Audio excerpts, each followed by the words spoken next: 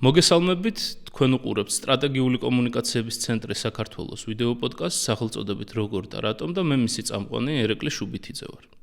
დღეს თქვენთვის გვაქვს ძალიან საინტერესო ეპიზოდი. მოგეხსენებათ გლობალური გადალაგებების ფონზე აქტუალობას იძენს აზიის რეგიონი და გადავწყვიტეთ ჩვენი შესაძლებლობების ფარგლებში დაგვეფარა აზიაში მდებარე ქვეყნები და მათი როლი გლობალურ უსაფრთხოებაში. დღეს ჩვენ ვისაუბრებთ სამხრეთ კორეაზე, სამხრეთ კორეის ურთიერთობებზე ჩინეთთან, იაპონიასთან, ჩრდილოეთ კორეასთან, რუსეთთან და რა თქმა უნდა ამერიკის შეერთებულ შტატებთან და რა როლს თამაშობს სამხრეთ კორეა გლობალური და რეგიონული უსაფრთხოების ჭრილში. ამ მიმართულებით ჩვენ გვაქვს ძალიან საინტერესო სტუმარი. დღეს ჩვენი სტუმარია ინდოწყნარი ოკეანის უსაფრთხოების სპეციალისტი და ილიაუნის მოწვეული პროფესორი სალომე გიუნაშვილი. ვიდრე გადავიდოდეთ უშუალოდ ძალიან საინტერესო ეპიზოდზე, მინდა კიდევ ერთხელ შეგახსენოთ, რომ სიმართლე გაცილებით უფრო რთულად ვრცელდება ვიდრე დეზინფორმაცია, ამიტომ გთხოვთ, იაქტიუროთ კომენტარებში, მოიწონოთ ჩვენი ვიდეოები და გამოიწეროთ ჩვენი YouTube-ის გვერდი. თითოეული თქვენი ინტერაქცია ჩვენ გვეხმარება ხმა მივაწვდინოთ, რაც შეიძლება მეტ ადამიანს. ამიტომ კიდევ ერთხელ გთხოვთ, მოიწონოთ ჩვენი ვიდეოები, იაქტიუროთ კომენტარებში და გამოიწეროთ ჩვენი, საინფორმაციო თავდაცვის ლეგიონის YouTube-ის გვერდი. დიდი მადლობა, რომ გვიყურებთ. ძალიან დიდი მადლობა სტუმრობისთვის, როგორც თქვი, ძალიან მნიშვნელოვანი და საინტერესო თემა არის და ბევრს არ საუბრობენ ქართულ მედია სივრცეში ამ თემაზე. განსაკუთრებულად მნიშვნელოვანი გახდა მას შემდეგ, რაც ამერიკის სახელმწიფო უსაფრთხოების ახალი დოკუმენტი გამოქვეყნდა, სადაც უფრო დიდი აქცენტი არის გაკეთებული აზიის რეგიონზე და ჩვენ ვიცით, რომ სამხრეთ კორეა ერთ-ერთი მოწინავე მოკავშირე არის ამ რეგიონში და მნიშვნელოვანია გლობალური სურათის უკეთესად აღქმისთვის ვიცოდეთ რა და როგორ ხდება ამ რეგიონში და ძალიან დიდი მადლობა კიდევ ერთხელ რომ ამ თემაზე სასაუბროთ მოხვედი და ვფიქრობ მაყურებელს აუხსნათ უკვე ისტორიული კონტექსტიდან რომ დავიწყოთ და ავხსნათ როგორ მოვედით აქამდე რომ ორი კორეა გვყავს და ერთი არის ამერიკის ძალიან მჭიდრო მოკავშირე და მეორე პირიქით ასე ვთქვათ. დღევანდელი კონფიგურაციის საერთაშორისო სისტემაში ის ხასიათი, როგორც ვიცნობთ, ერთის მხრივ ჩრდილოეთ კორეას და მეორეს მხრივ სამხრეთ კორეას, უახლოესი ისტორიის პოლიტიკურ კონტექსტში ჩამოყალიბდა, თუმცა კარდინალურად ტრანსფორმირდა განსაკუთრებით მეორე მსოფლიო ომის შემდეგ.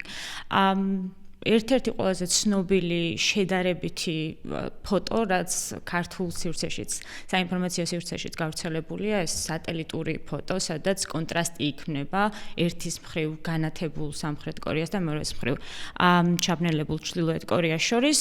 კი ბატონო, ასახავს რეალობას, თუმცა ამას თავისი ისტორიული და პოლიტიკური მიზეზები ჰქონდა, რამ მოიტანა ეს შედეგი ზოგადად კორეის ნახევარკუნძულზე. თავიდანვე დავიწყოთ იმით, რომ კორეის ნახევარკუნძულზე ცხოვრობს კორეელი ხალხი, რომელიც არის ერთიერი. ეს გამიჯვნა როგორც ეთნიკურ კულტურულ დონეზე ჩრდილოეთ კორეელებს და სამხრეთ კორეელებს შორის არ არსებობს, მხოლოდ დიალექტური სხვაობა ენობრივი თვალსაზრისით, მეტი არაფერი, ერთიერია, რომელიც გარემოებებისგან გამომდინარე გაიყო ორ სახელმწიფოდ და ეს გაყოფა უკავშირდება მეორე მსოფლიო ომის შემდგომ პერიოდს. თუმცა მანამდე 1910 წლიდან კორეის ნახევარკუნძული იყო იაპონური ოკუპაციის ქვეშ 35 წლის განმავლობაში, რამაც ძალიან დიდი კვალი დატოვა კორეელი ხალხის ისტორიულ მეხსიერებაზე და ამავე დროს შექმნა წინაპირობა იმისა, რომ კორეის ნახევარკუნძული ყოფილიყო ერთგვარი დაპირისპირების ველი ორ პოლუს შორის, საბჭოთა კავშირის და ამერიკის შეერთებულ შტატებს შორის. თავისი თვალსაზრისით იაპონური ოკუპაცია ძალიან მძიმე იყო კორეელი ხალხისთვის. მანამდე არსებული ჯოსონის სისტემა, რომელიც შემდგომ ტრანსფორმირდა, უბრალოდ სახელი გადაარქვეს კორეის იმპერია და არქვეს იმ რეფორმების აღსაწერად, რისი გატარების სურვილიც ჰქონდათ, ძალიან ყიფე იყო და იაპონური ოკუპაციის ფონზე კორეელი ხალხი პრაქტიკულად თვითგადარჩენისთვის იბრძოდა იმდენად, რამდენადაც იაპონური ოკუპაციის მძიმე შედეგები აისახა განსაკუთრებით 30-იანი წლებიდან, აისახა იდენტობის საკითხებზე, მაგალითად, აიკრძალა კორეული ენის გამოყენება. ასევე მოსთხოვეს კორეელებს, რომ შეეცვალათ თავისი გვარები და გადასულიყვნენ იაპონური სტილის გვარსახელებზე. და ამ გადარჩენისთვის ბრძოლამ რეალურად კორეელ ხალხს მოუტანა ისეთი შედეგი, როდესაც ინსტიტუციები, რომელიც შეიქმნა იაპონიის იმპერიის დროს და რომელიც ძირითადად წარმართული იყო ისევ იაპონელი ბიუროკრატებით, მეორე მსოფლიო ომის შემდეგ, მას შემდეგ რაც იაპონია დამარცხდა, კორეის ნახევარკუნძულზე შეიქმნა ერთგვარი ძალის ვაკუუმი, არ არსებობდა ინსტიტუციები, მათ შორის არც იაპონური კოლონიალიზმის დროს ჩამოყალიბებული, თავად კორეელ ხალხს დამოუკიდებლად ამ თვითორგანიზების მოხდენა ვერ შეეძლო და შესაბამისად მოხდა ისე, რომ ჩრდილოეთ კორეის ტერიტორიაზე, უბრალოდ კორეის ნახევარკუნძულის ჩრდილოეთ ნაწილში გაძლიერდა კომუნისტური ძალები და სამხრეთ ნაწილში ამერიკის შეერთებული შტატების მონაწილეობით შეთანხმების შედეგად საბჭოთა კავშირს და ამერიკის შეერთებულ შტატებს შორის დადგინდა ერთგვარი გამყოფი ხაზი 38 პარალელზე და ამის შემდეგ უკვე ორი კორეის დაპირისპირების სურათს ვიღებთ, მიუხედავად იმისა, რომ ეს დაპირისპირება სხვადასხვა შინაარსის მატარებელი იყო ერთის მხრივ ჩრდილოეთ კორეისთვის, მეორე მხრივ სამხრეთ კორეისთვის. აი მაგალითად სამხრეთ კორეის ტერიტორიაზე, ან ნახევარკუნძულის სამხრეთ ნაწილში, პირველი არჩევნები ჩატარდა 1958 წელს. ამ არჩევნებში გაიმარჯვა ალი სინმანმა, რომელიც თავისი არსით ძალიან საინტერესო და ამავე დროს კონტროვერსული ფიგურა იყო სამხრეთ კორეის ისტორიაში. მაშინ, როდესაც ჩრდილოეთ ნაწილში სტალინის პირადი არჩევანით არჩეული ლიდერი, მასთან ძალიან ახლო ურთიერთობაში მყოფი, კიმ ილ სუნგი გახდა ლიდერი და რეალურად პროცესები, რომელიც კორეის ომამდე განვითარდა და საქართველოში ალბათ კორეის ნახევარკუნძულს ყველაზე კარგად კორეის ომის კონტექსტში ვიცნობთ, ესეთი ფორმულირებით, რომ ცივი ომის პირველი ცხელი წერტილი, ხო? მაგრამ რეალურად კორეის ომამდე პერიოდი იყო ძალიან ძიმე ორი თვალსაზრისით. ერთის მხრივ ორივე კორეას ჰქონდა სურვილი, რომ მის მიერ წარმართული უნიფიკაცია მოეხდინა. ანუ გაერთიანებინა კორეის ნახევარკუნძული თავისსავე სისტემაში. ერთის მხრივ ჩრდილოეთ კორეას სურდა, რომ სამხრეთი ნაწილი შეერთებინა და მეორეს მხრივ სამხრეთ ნაწილს სურდა, რომ თავისი გავლენა გაევრცელებინა ჩრდილოეთ ნაწილზე და ეს დაპირისპირება შემდეგ ითარგმნა საომარ მოქმედებებში, რომელიც 1950 წელს დაიწყო. ერთი ჩაკითხვა, ასე ვთქვათ, რომ ეს დაყოფა სრულიად შემთხვევითობის საფუძველზე მოხდა თუ რაღაცა კულტურული ან რაღაცა განსხვავება მაინც არის, ანუ რატომ მოხდა, რომ ჩრდილოეთში უფრო მეტი კომუნისტური გავლენა იყო და სამხრეთში უფრო მეტი დასავლური, რამე სხვა ურთიერთობები ჰქონდათ თუ როგორ მოხდა ეს? ხო, ესეთი ხელშესახები განსხვავება არ არსებობდა. ერთადერთი საფუძველი, რამაც შექმნა ამ განსხვავებისთვის, არის ის განვითარების დისბალანსი ნახევარკუნძულის ჩრდილოეთ და სამხრეთ ნაწილს შორის, რაც ჩამოყალიბდა იაპონური კოლონიალიზმის დროს.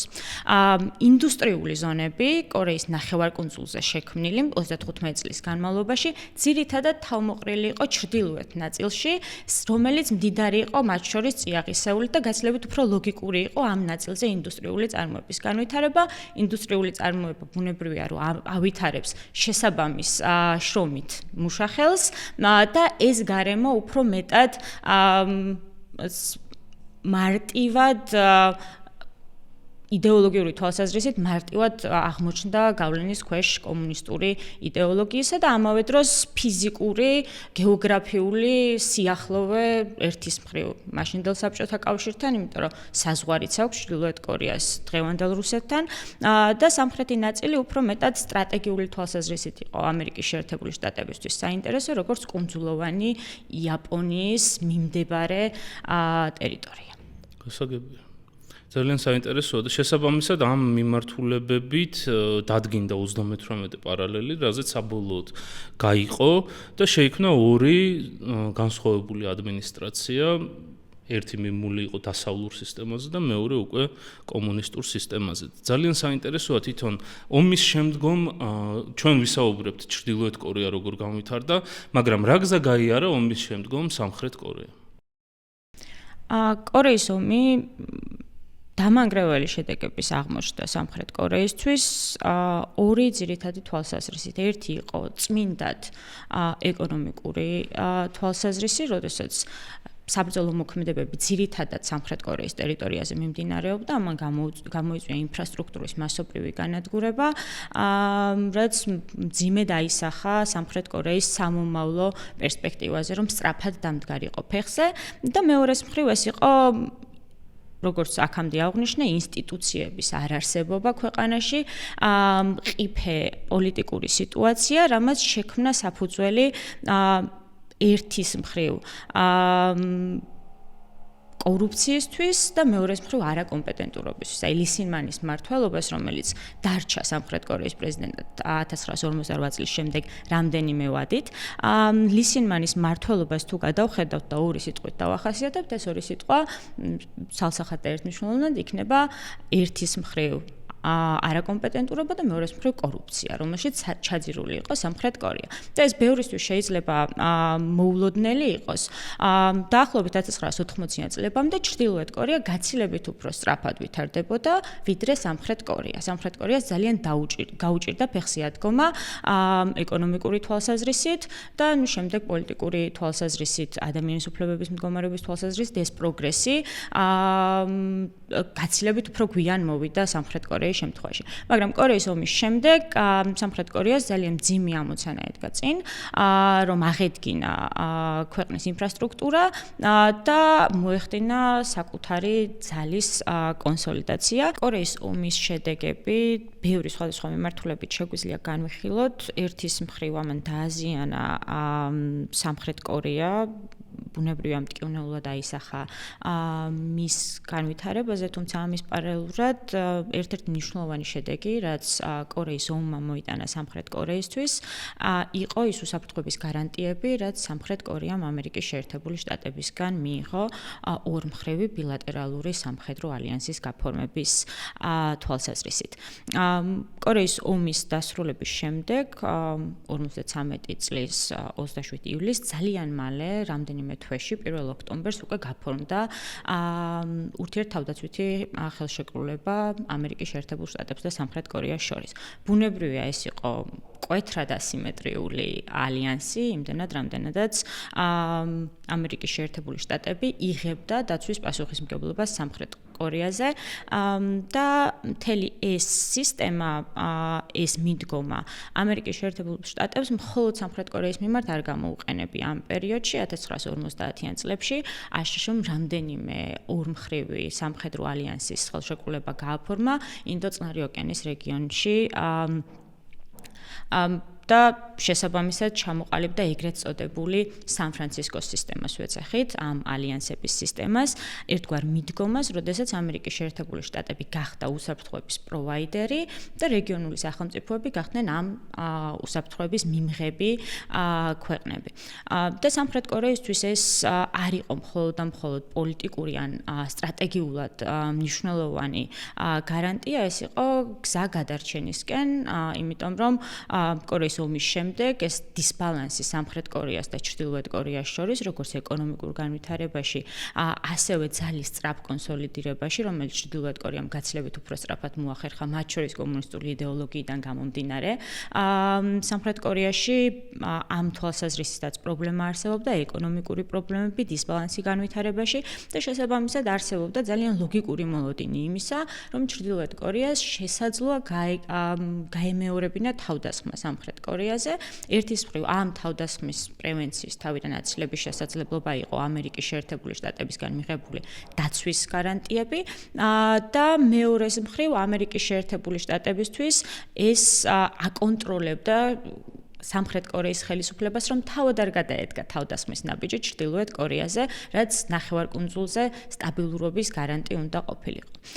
და ძალიან მნიშვნელოვანი ჩანაწერი არსებობს ამ ხელშეკრულებაში აშშ-სა და სამხრეთ კორეას შორის, რომელიც ხაზს უსვამს იმას, რომ ამერიკის შეერთებული შტატები გამოიყენებს მის სამხედრო არსენალში არსებულ ყველა ტიპის შეიარაღებას, მათ შორის ბირთვული იარაღს, იმისთვის, რომ დაიცვას სამხრეთ კორეა ნებისმიერი საგარეო თავდასხმისგან. და ეს ბირთვული იარაღის ელემენტი იყო ძალიან მნიშვნელოვანი სამხრეთ კორეისთვის.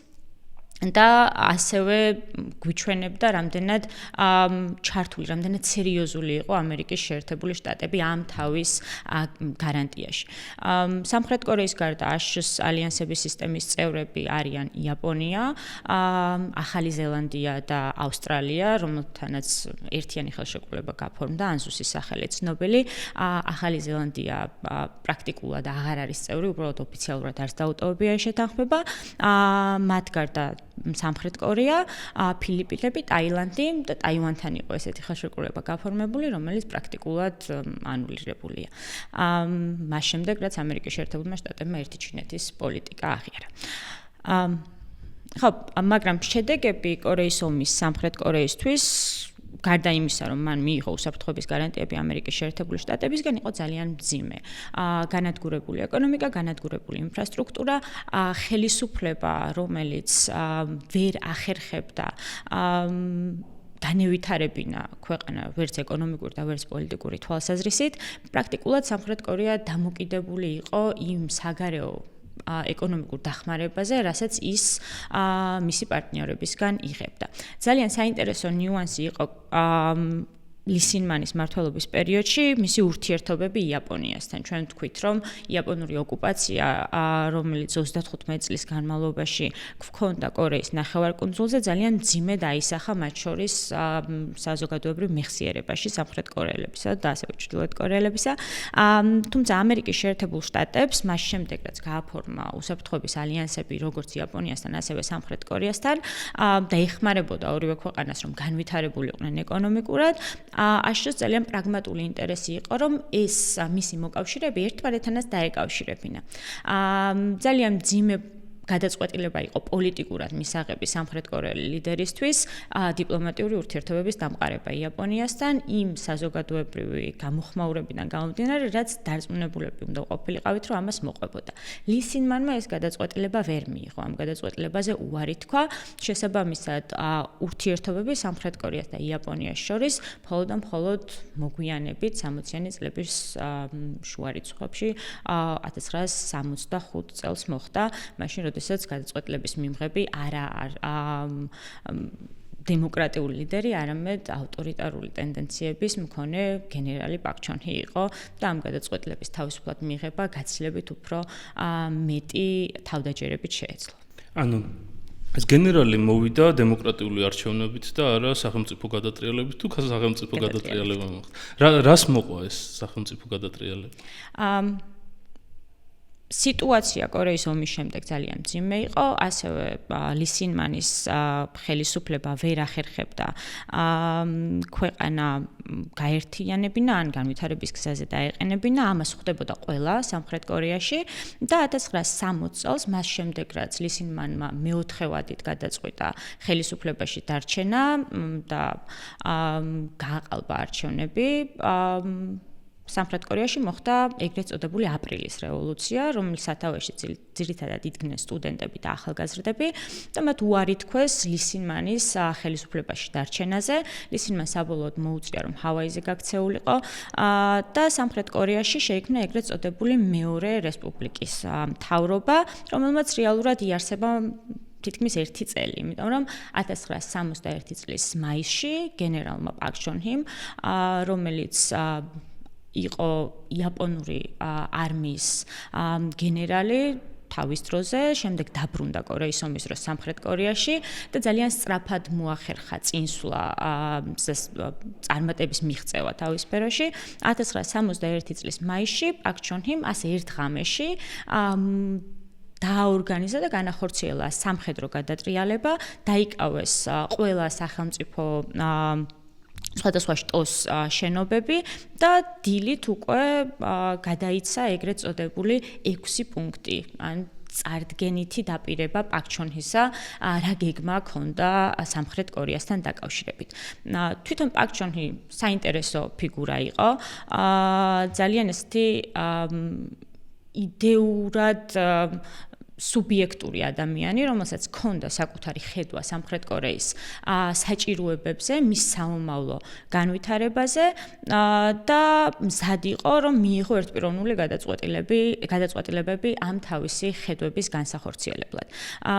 ცოტა უფრო მოგვიანებით მას შემდეგ, რაც არქივები გაიხსნა, ვნახეთ, რომ პაკ ჩონ ჰი ამ გადატრიალებას საკმაოდ დიდი ხანი ამუშავებდა თავის გონებაში, როგორც მინიმუმ 1956 წლიდან, თუმცა მაშინ, როდესაც აპრილის რევოლუცია მოხდა, მან მისცა საშუალება სტუდენტებს, რომ თავად განეხორციელებინათ ცვლილებები, დაელოდა 1 წელი და როცა ვერ დაინახა საჭირო სიგნალები ახალი ხელისუფლების მხრიდან, მან თავად აიღო საკუთარ ხელში მართვის სათავეები და პაკ ჩონ ჰის გარემოცვამ და თავად პაკ ჩონ ჰიმ ძალიან კარგად იცოდა, რომ მას სჭირდებოდა ორი ტიპის მხარდაჭერა. ერთის მხრივ მხარდაჭერა სამხრეთ კორეელი მოსახლეობის და მეორეს მხრივ მხარდაჭერა ამერიკის შეერთებული შტატების მხრიდან. ამ მხარდაჭერის მოსაპოვებლად პაკ ჩონ ჰიმ 2 წლიანი ვადა მოითხოვა. ანუ არჩევნები ჩანიშნა 1963 წელს და ამ 2 წლის განმავლობაში ის აქტიურად ცდილობდა, რომ ერთის მხრივ მოეგო ამერიკის შეერთებული შტატების და მეორეს მხრივ სამხრეთ კორეელების გული. და შემდეგ უკვე 63 წლიდან კი ბატონო მიიღო მონაწილეობა და არჩეული პრეზიდენტი გახდა არჩევნების გზით, თუმცა მანამდე 2 წლის განმავლობაში სამხედრო გადატრიალებით მოსული სამხედრო ხუნტა მართავდა სამხრეთ კორეას. კი ბატონო, ის კორეა, რომელსაც ახლა შენ აღწერ, პრაქტიკულად ერთ-ერთი უღარიბესი ქვეყანა. დღეს საერთოდ ფანტასტიკის სფეროში, იმიტომ რომ კორეა არის ტექნოლოგიურად, ეკონომიკურად ერთ-ერთი მოწინავე. საიდან დაიწყო ეს ტექნოლოგიურ-ეკონომიკური აღზევება? მოყვა ეს სამხედრო გადატრიალებას თუ მას შემდეგ განვითარდა სხვანაირად მოვლენები? სამხრეთ კორეის სწრაფი ეკონომიკური ზრდა, რომელსაც სხვანაირად ვეძახით სამხრეთ კორეის ეკონომიკურ სასწაულს, დაკავშირებულია პაკ ჩონ ჰის სახელთან. და ამას თავისი მიზეზები ჰქონდა. სამხრეთ კორეისთვის ეკონომიკური განვითარება არ იყო მხოლოდ და მხოლოდ კეთილდღეობის მიღწევის გზა, წმინდად პრაგმატული და სტრატეგიული თვალსაზრისითაც სამხრეთ კორეას სჭირდებოდა ეკონომიკური განვითარება იმისთვის, რომ შესულიყო კონკურენციაში მის მთავარ საგარეო საფრთხესთან და ეს საფრთხე იყო ჩრდილოეთ კორეა. თუმცა ამის პარალელურად სამხრეთ კორეა ასევე კონკურენციაში იყო იაპონიასთან, რომელიც ამ პერიოდისთვის ძალიან სწრაფად ვითარდება ამერიკის შეერთებული შტატების დახმარებით ეკონომიკურად და პაკ ჩონ ჰიმ როგორც ლიდერმა, რომელსაც როგორც უკვე ვთქვი, შეეძლო ერთპიროვნული გადაწყვეტილების მიღება წარბშეუხრელად, გადაწყვიტა, რომ სამხრეთ კორეის განვითარების საომავლო პერსპექტივა სწორედაც უნდა გავლებულიყო სწრაფ ეკონომიკურ ზრდაზე, სხვა შემთხვევაში სამხრეთ კორეას გადარჩენის შანსი არ ექნებოდა და ამიტომ სამხრეთ კორეის ეკონომიკური სასწაული დაკავშირებულია სახელმწიფოს მიერ მართულ ეკონომიკურ მოდელთან და არა ჯანსაღი ეკონომიკური სიგნალებით მომუშავე სისტემასთან, რომელიც ეფუძნება მაგალითად თავისუფალი ბაზრის პრინციპებს. აბსოლუტურად სახელმწიფოს მონაწილეობით შექმნილი პროცესი იყო, ერთგვარი პროექტი, რომელიც პაკ ჩონ ჰის დაჭირდა როგორც სახელმწიფოს განსავითარებლად, მაგრამ ამის პარალელურად შიდა მხარდაჭერის მოსაპოვებლად, იმიტომ რომ გაცილებით უფრო მარტივი იყო საკუთარი ეფექტურობის, როგორც მთავრობის ჩვენება ადამიანებისთვის, თუ ქვეყანა სწრაფად განვითარდებოდა ეკონომიკურად და ეს სხვადასხვა აზიური ვეფხვების შემთხვევაში ძალიან ისეთი დამახასიათებელი სტრატეგია იყო, რომელსაც ავტორიტარი ლიდერები იყენებდნენ საკუთარი მოსახლეობის კეთილგანწყობის მოსაპოვებლად და პაკ ჩონ ჰისთვის ესეც იყო ერთ-ერთი გარანტია, რომ ის ხელისუფლებაში დარჩებოდა თუ სამხრეთ კორეელებს დაანახებდა თავის უნარს და შესაძლებლობებს ქვეყანა გამოეყვანა იმ სიდუხჭირიდანაც მანამდე არსებობდა და შეექმნა საფუძველი საომავლო ეკონომიკური განვითარებისთვის. როდესაც ვამბობ, რომ სახელმწიფო უხეშად იყო ჩარეული ამ ეკონომიკურ განვითარებაში, თქო, ვგულისხმობ მიზანმიმართულ სტრატეგიას, რომელიც ჩამოაყალიბა პაკ ჩონ Chon-im და ესეც რამდენიმე მნიშვნელოვანი პოლიტიკით ხასიათდებოდა, თუმცა განსაკუთრებით საინტერესო იყო მაგალითად ეგრეთ წოდებული ხუთწლიანი გეგმები, რომელსაც სახელმწიფო წინასწარ იმუშავებდა, გაწერდა ხოლმე თავის ეკონომიკურ პრიორიტეტებს უახლოესი 5 წლის განმავლობაში და სწორედ აი ამ სახელმწიფო ხედვას უნდა მორგებოდა შემდგომ ეკონომიკური სტრუქტურა ქვეყნის.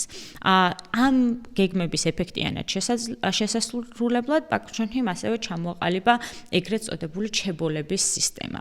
დღეისათვის ყველა ეს დიდი ეკონომიკური გიგანტი, რომელიც ვიცით სამხრეთ კორეიდან, დაკავშირებულია ამ პერიოდის ეკონომიკურ განვითარებასთან სამხრეთ კორეაში, ჩებოლებს ვეძახით იმ დიდ კონგლომერატებს, რომლებიც შეიქმნენ და ახორციელებდნენ სახელმწიფო დავალებით კონკრეტული ინდუსტრიების განვითარების პოლიტიკას.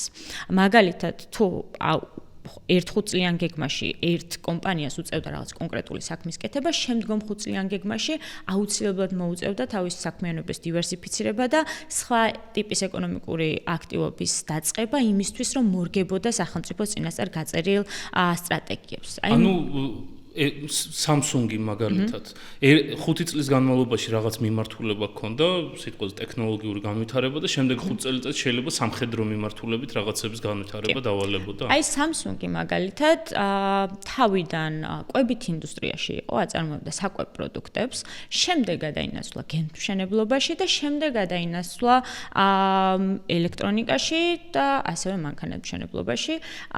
Hyundai, რომელმაც დაიწყო ინფრასტრუქტურული პროექტები ძირითადად გზების და ხიდების მშენებლობით და შემდეგ იქცა უკვე მანქანათმწარმოებელი ინდუსტრიის გიგანტად, ხო? და ამ საჭიროებებს სახელმწიფო წინასწარ თავად გაწერდა ხოლმე და შემდეგ უკვე თავად ამ კომპანიების ინტერესში შედიოდა, რომ მოეხდინათ თავის საქმიანობის დივერსიფიცირება და აიღოთ დამატებითი დაფინანსება სახელმწიფოსგან, იმიტომ რომ პაკ ჩონ-ჰის კიდევ ერთი ეკონომიკური რეფორმა იყო ბანკების ნაციონალიზაცია. კერძო ფული ბიზნესის დასაფინანსებლად სამხრეთ კორეაში არ არსებობდა. თავად სახელმწიფო განაგებდა, რომელი კომპანია დაეფინანსებინა და რა რაოდენობის თანხით.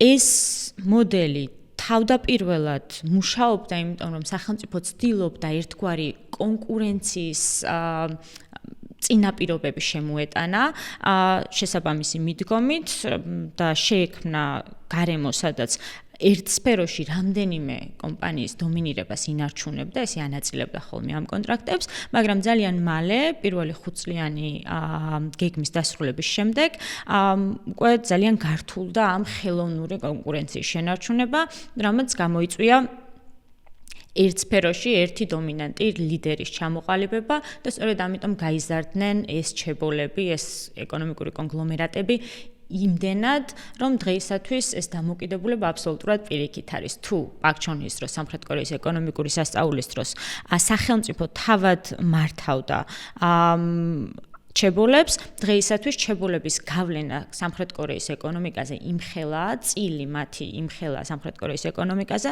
რომ გააზრებულად თუ გაუაზრებლად გადაწყვეტილების მიმღებებს სამხრეთ კორეაში უწევთ, რომ ანგარიში გაუწიონ ამ ჩებოლების ინტერესებს, იმიტომ რომ მათი ზიანი გამოიწვევს ქვეყნის ეკონომიკის დაზიანება. კი. გასაგებია, საინტერესოა, ანუ ამ დივერსიფიკაციის მიმართულებებზე რო ჩაუღრმავდეთ ცოტა. ანუ ინარჩუნებდნენ იმ პირველად, ანუ საკვებ ინდუსტრიაში რო იყო Samsung-ი. შეინარჩუნა ეს საკვები ინდუსტრია და დაემატა სხვა მიმართულება თუ იმას თავს ანებებს, გადის და სხვა ბიზნესი შემოდის და ახალ ბიზნესს იწყებს. როგორც წესი ინარჩუნებდნენ. და სწორედ ამან გამოიწვია არა ახალი ჩებოლების, ახალი ეკონომიკური ჯგუფების გაჩენა სამხრეთ კორეაში, არამედ არსებულის მასშტაბური გაზრდა.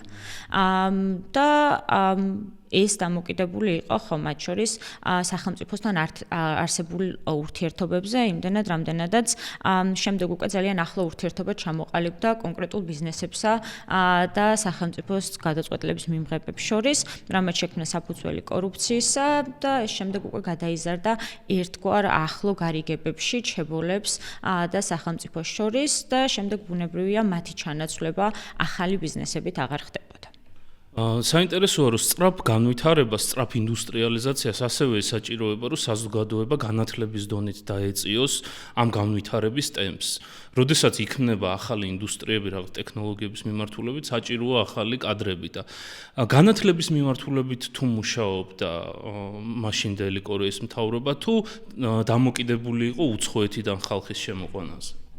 არა, პირიქით, ამ თვალსაზრისით ძალიან პროტექციონისტული იყო დამოკიდებულება, არა მხოლოდ ხალხის, არამედ ინვესტიციების შემოდინებასთან დაკავშირებითაც პაკ ჩონ ჰის ჰქონდა ძალიან პროტექციონისტული მიდგომა, არ ხსნიდა ბოლომდე სამხრეთ კორეის ეკონომიკას. რაც შეეხება კვალიფიციურ მუშახელს, რომელიც ჩამოყალიბდა სამხრეთ კორეაში, ჩამოყალიბდა აბსოლუტურად შიდა რესურსით. ერთ-ერთი მნიშვნელოვანი მიმართულება იყო პაკ ჩონ ჰის პოლიტიკის, როგორც საზოგადოების ერთგვარი მოტივირება, ასევე მათი აღჭურვა შესაბამისი უნარებით, რომელიც პრიორიტეტული იყო სახელმწიფოსთვის და ეს იყო კონკრეტული ტექნიკური უნარები მოსახლეობისა. ამ პერიოდში თუ შევხედავთ რაოდენობას ერთის მხრივ სკოლების და მეორეს მხრივ უნივერსიტეტების დრამატულად გაიზარდა, იხსნებოდა ახალი ცოდნის მიმღები პუნქტები, სადაც ადამიანებს შეეძლოთ რომ განათლების თვალსაზრისით განვითარებულიყვნენ, ასევე არსებობდა პროგრამები, სადაც კვალიფიკაციის ამაღლების თვალსაზრისით იაპონიიდან ხდებოდა ამ გამოცდილების იმპორტი. თუმცა ასევე უნდა ითქვას, რომ პაკ ჩონ ჰის ეს პოლიტიკა, რომელიც განათლების განვითარებაზე იყო ორიენტირებული, იყო როგორც შეგვიძლია დავინახოთ, როგორც ერთგვარი დამხმარე რესურსი ქვეყნის ეკონომიკური განვითარებისთვის და არა რეალურად განათლებაში ჩადებული ენერგია სახელმწიფოს მხრიდან, იმიტომ რომ ასევე ძალიან კონტროლირდებოდა მაგალითად აკადემიური თავისუფლება. იყო სფეროები, რომლებიც სახელმწიფოსთვის ნაკლებად პრიორიტეტული იყო და ამ მიმართულებით არ ხდებოდა შესაბამისი განათლების ხარისხის უზრუნველყოფა. და ამ თვალსაზრისით პრობლემებზე შეიძლება ვისაუბროთ, თუმცა სამხრეთ კორეაში განათლებაზე ხელმისაწვდომობა დრამატულად გაიზარდა პაკ ჩონ ჰის პერიოდში, რაც დაკავშირებული იყო პირდაპირ პროპორციულად იმ ეკონომიკური განვითარების გეგმასთან, რაც პაკ ჩონ ჰის სამხრეთ კორეისთვის ჰქონდა დასახული. კი ბატონო, პაკ ჩონ ჰის პოლიტიკა საკმაოდ მიმზიდველად ჩანს. აღქმული იყო თუ არა კორეელების მხრიდან ესე და რა როლი აქვს ისტორიაში, კორეის ისტორიაში დღესდღეობით, როგორ მოიხსენიებენ მას? ესეთი ჩამოყალიბებული და სწორხაზოვანი მიდგომა არ არსებობს და ესეც ლოგიკურია რატომ. მიუხედავად იმისა, რომ პაკ ჩონ ჰი მოახერხა საზოგადოების კონსოლიდირება საერთო მიზნისკენ მიმავალ გზაზე, მოახერხა კონკრეტული ეკონომიკური მაჩვენებლების გაუმჯობესება და ამ თვალსაზრისით უზარმაზარი ნახტომის გაკეთება. ამის პარალელურად მისი საზოგადოებრივი პოლიტიკა იყო ძალიან ბრუტალური.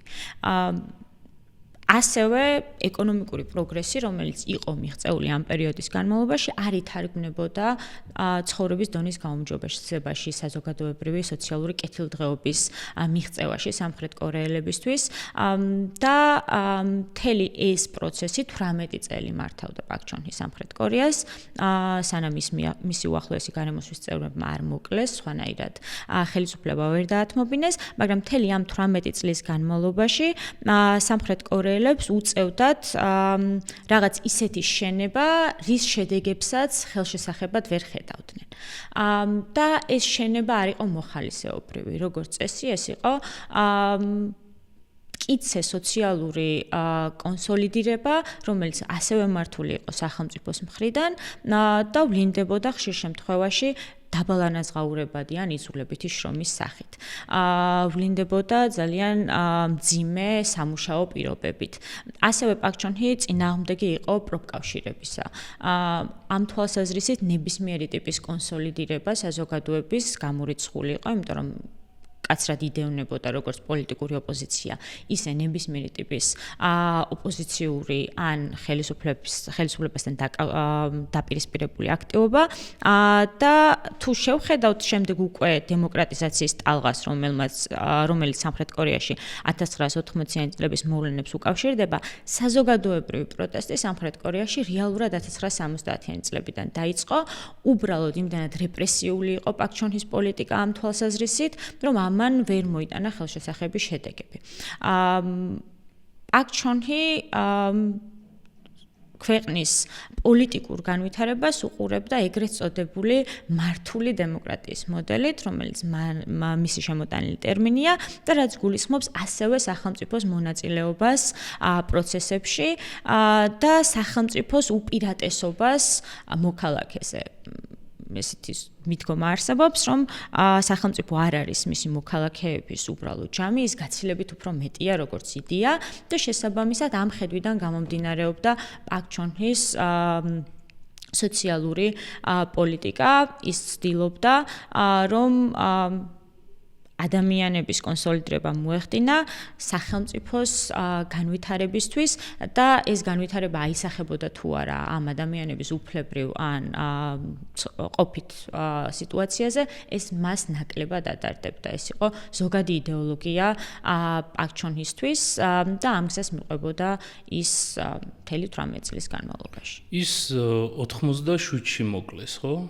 79-ში. 79-ში. და მის შემდეგ ვინ იყო? მის შემდეგ მოხდა კიდევ ერთი მოცვამ მოკლა, ხო? კი. პაკ ჩონ ჰის შემდეგ იყო კიდევ ერთი გადატრიალება და შემდეგ მორიგი ტალღა დიქტატურის და 80-იანი წლების ბოლოსკენ 1987 წელს დასრულდა ეს პროცესი ივნისის დემოკრატიული მოძრაობის გამარჯვებით, თუმცა მანამდე რეალურად პაკ ჩონ ჰის მიერ ორგანიზებული 1971 წლის მაისის გადატრიალებიდან მოყოლებული 1992 წლამდე სამხრეთ კორეას სულ სამხედრო პირები მართავდნენ. სამოქალაქო ლიდერი სამხრეთ კორეას არ ყოლია. 92 წელს იყო პირველი შემთხვევა, როდესაც დემოკრატიულად ჩატარებულ არჩევნებში სამოქალაქო ლიდერმა გაიმარჯვა. პაკ ჩონ ჰის შემდეგ გაჩნდა სამხრეთ კორეულ საზოგადოებაში განცდა, რომ შესაძლებელი იყო ცვლილებები და ამ ცვლილებების მოტანა შესაძლებელი იყო მათ შორის სამოქალაქო წინააღმდეგობით და უკვე 1980-იანი წლებიდან იწყება დემოკრატიზაციის ტალღით სახელით ცნობილი პროცესები სამხრეთ კორეაში, რომელიც დაკავშირებულია მასობრივ წინააღმდეგობასთან კორეული საზოგადოების მხრიდან 1980 წელს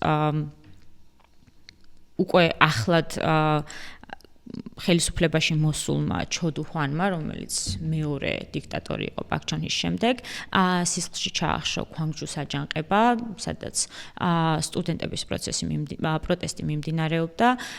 ჯერ კიდევ არ ვიცით დადასტურებით რამდენი ადამიანი იყო დაღუპული და გვანგჯუს აჯანყებამ რეალურად სამხრეთ კორეის დემოკრატიზაციის მოძრაობას მისცა ახალი мотиваცია იმისთვის, რომ შებრძოლებოდნენ იმ პოლიტიკურ სისტემას, რაც სამხრეთ კორეაში 1960-იანი წლების დასაწყისში ჩამოყალიბდა. ძალიან ისეთი ხანგრძლივი პროცესი იყო და 87 წლის გამარჯვება იყო ერთგვარი კულმინაცია იმ საზოგადოებრივი წინააღმდეგობისა, რაც ჯერ კიდევ პაკ ჩონ ჰის მმართველობისას 1970-იან წლებში დაიწყო. ამის შემდეგ უკვე სამხრეთ კორეაში იკვეთება კონტურები იმისა, რომ ავტორიტარი ლიდერები დათმობაზე მიდიან. 1987 წელს საზოგადოებრივ ორგანიზაციებთან და ასევე ოპოზიციასთან კონსულტაციებით შეიქმნა სამხრეთ კორეის ახალი კონსტიტუცია, რომელიც რეფერენდუმზე გაიტანეს. ამ რეფერენდუმზე 93%-იანი მხარდაჭერა გამოუცხადა საზოგადოებამ კონსტიტუციას. 87 წელსვე ჩატარდა არჩევნები, სადაც გაიმარჯვა ისევ ჩო დუ ჰვანის უახლოესი გარემოცვის წევრმა კიმ თეუმ, თუმცა ამის მიზეზი იყო სტრატეგიული პრობლემები, რომელიც დაკავშირებული იყო ოპოზიციური ფლანგის წევრებთან, ორი სხვადასხვა კანდიდატი წარადგინეს მოკლედ და ხმები გაიყო და ამიტომ ხელისუფლება ისევ დარჩა იგივე ჯგუფის წარმომადგენელს, თუმცა კიმთეუ არ აღმოჩნდა თლად მისი წინამორბედების გზის გამგრძელებელი ლიდერი და მის მიერვე შექმნილი ჩამოყალიბებული სისტემა იყო მიზეზი იმისა, რომ 1992 წელს სამხრეთ კორეაში მართვის სადავეები დაუბრუნდათ სამოქალაქო ლიდერებს. კი ბატონო, 92 წელი ძალიან საინტერესო თარიღია, იმიტომ რომ საბჭოთა კავშირი დაშლილი არის, უკვე აღზევების პროცესში არის, ჩინეთი იწყებს მოქმედებებს, პრაქტიკულად აზიაში საბჭოთა წნეხი რაც იყო მათ შორის სავარაუდოდ ჩრდილოეთ კორეაზეც ნელ-ნელა სუსტდება და 90-იანები ხშირად დაკავშირებულია ეს ტექნოლოგიური გიგანტების სწრაფ განვითარებასთან, კომპიუტერი, ინტერნეტი, ასე შემდეგ და როგორ განვითარდა, შეუწყო თუ არა ხელი დემოკრატიულმა ცვლილებებმა კორეის განვითარებას თუ ტემპი შენელდა, იმიტომ რომ მიჩვეული იყო საზოგადოება უფრო ცენტრალურ მმართველობას.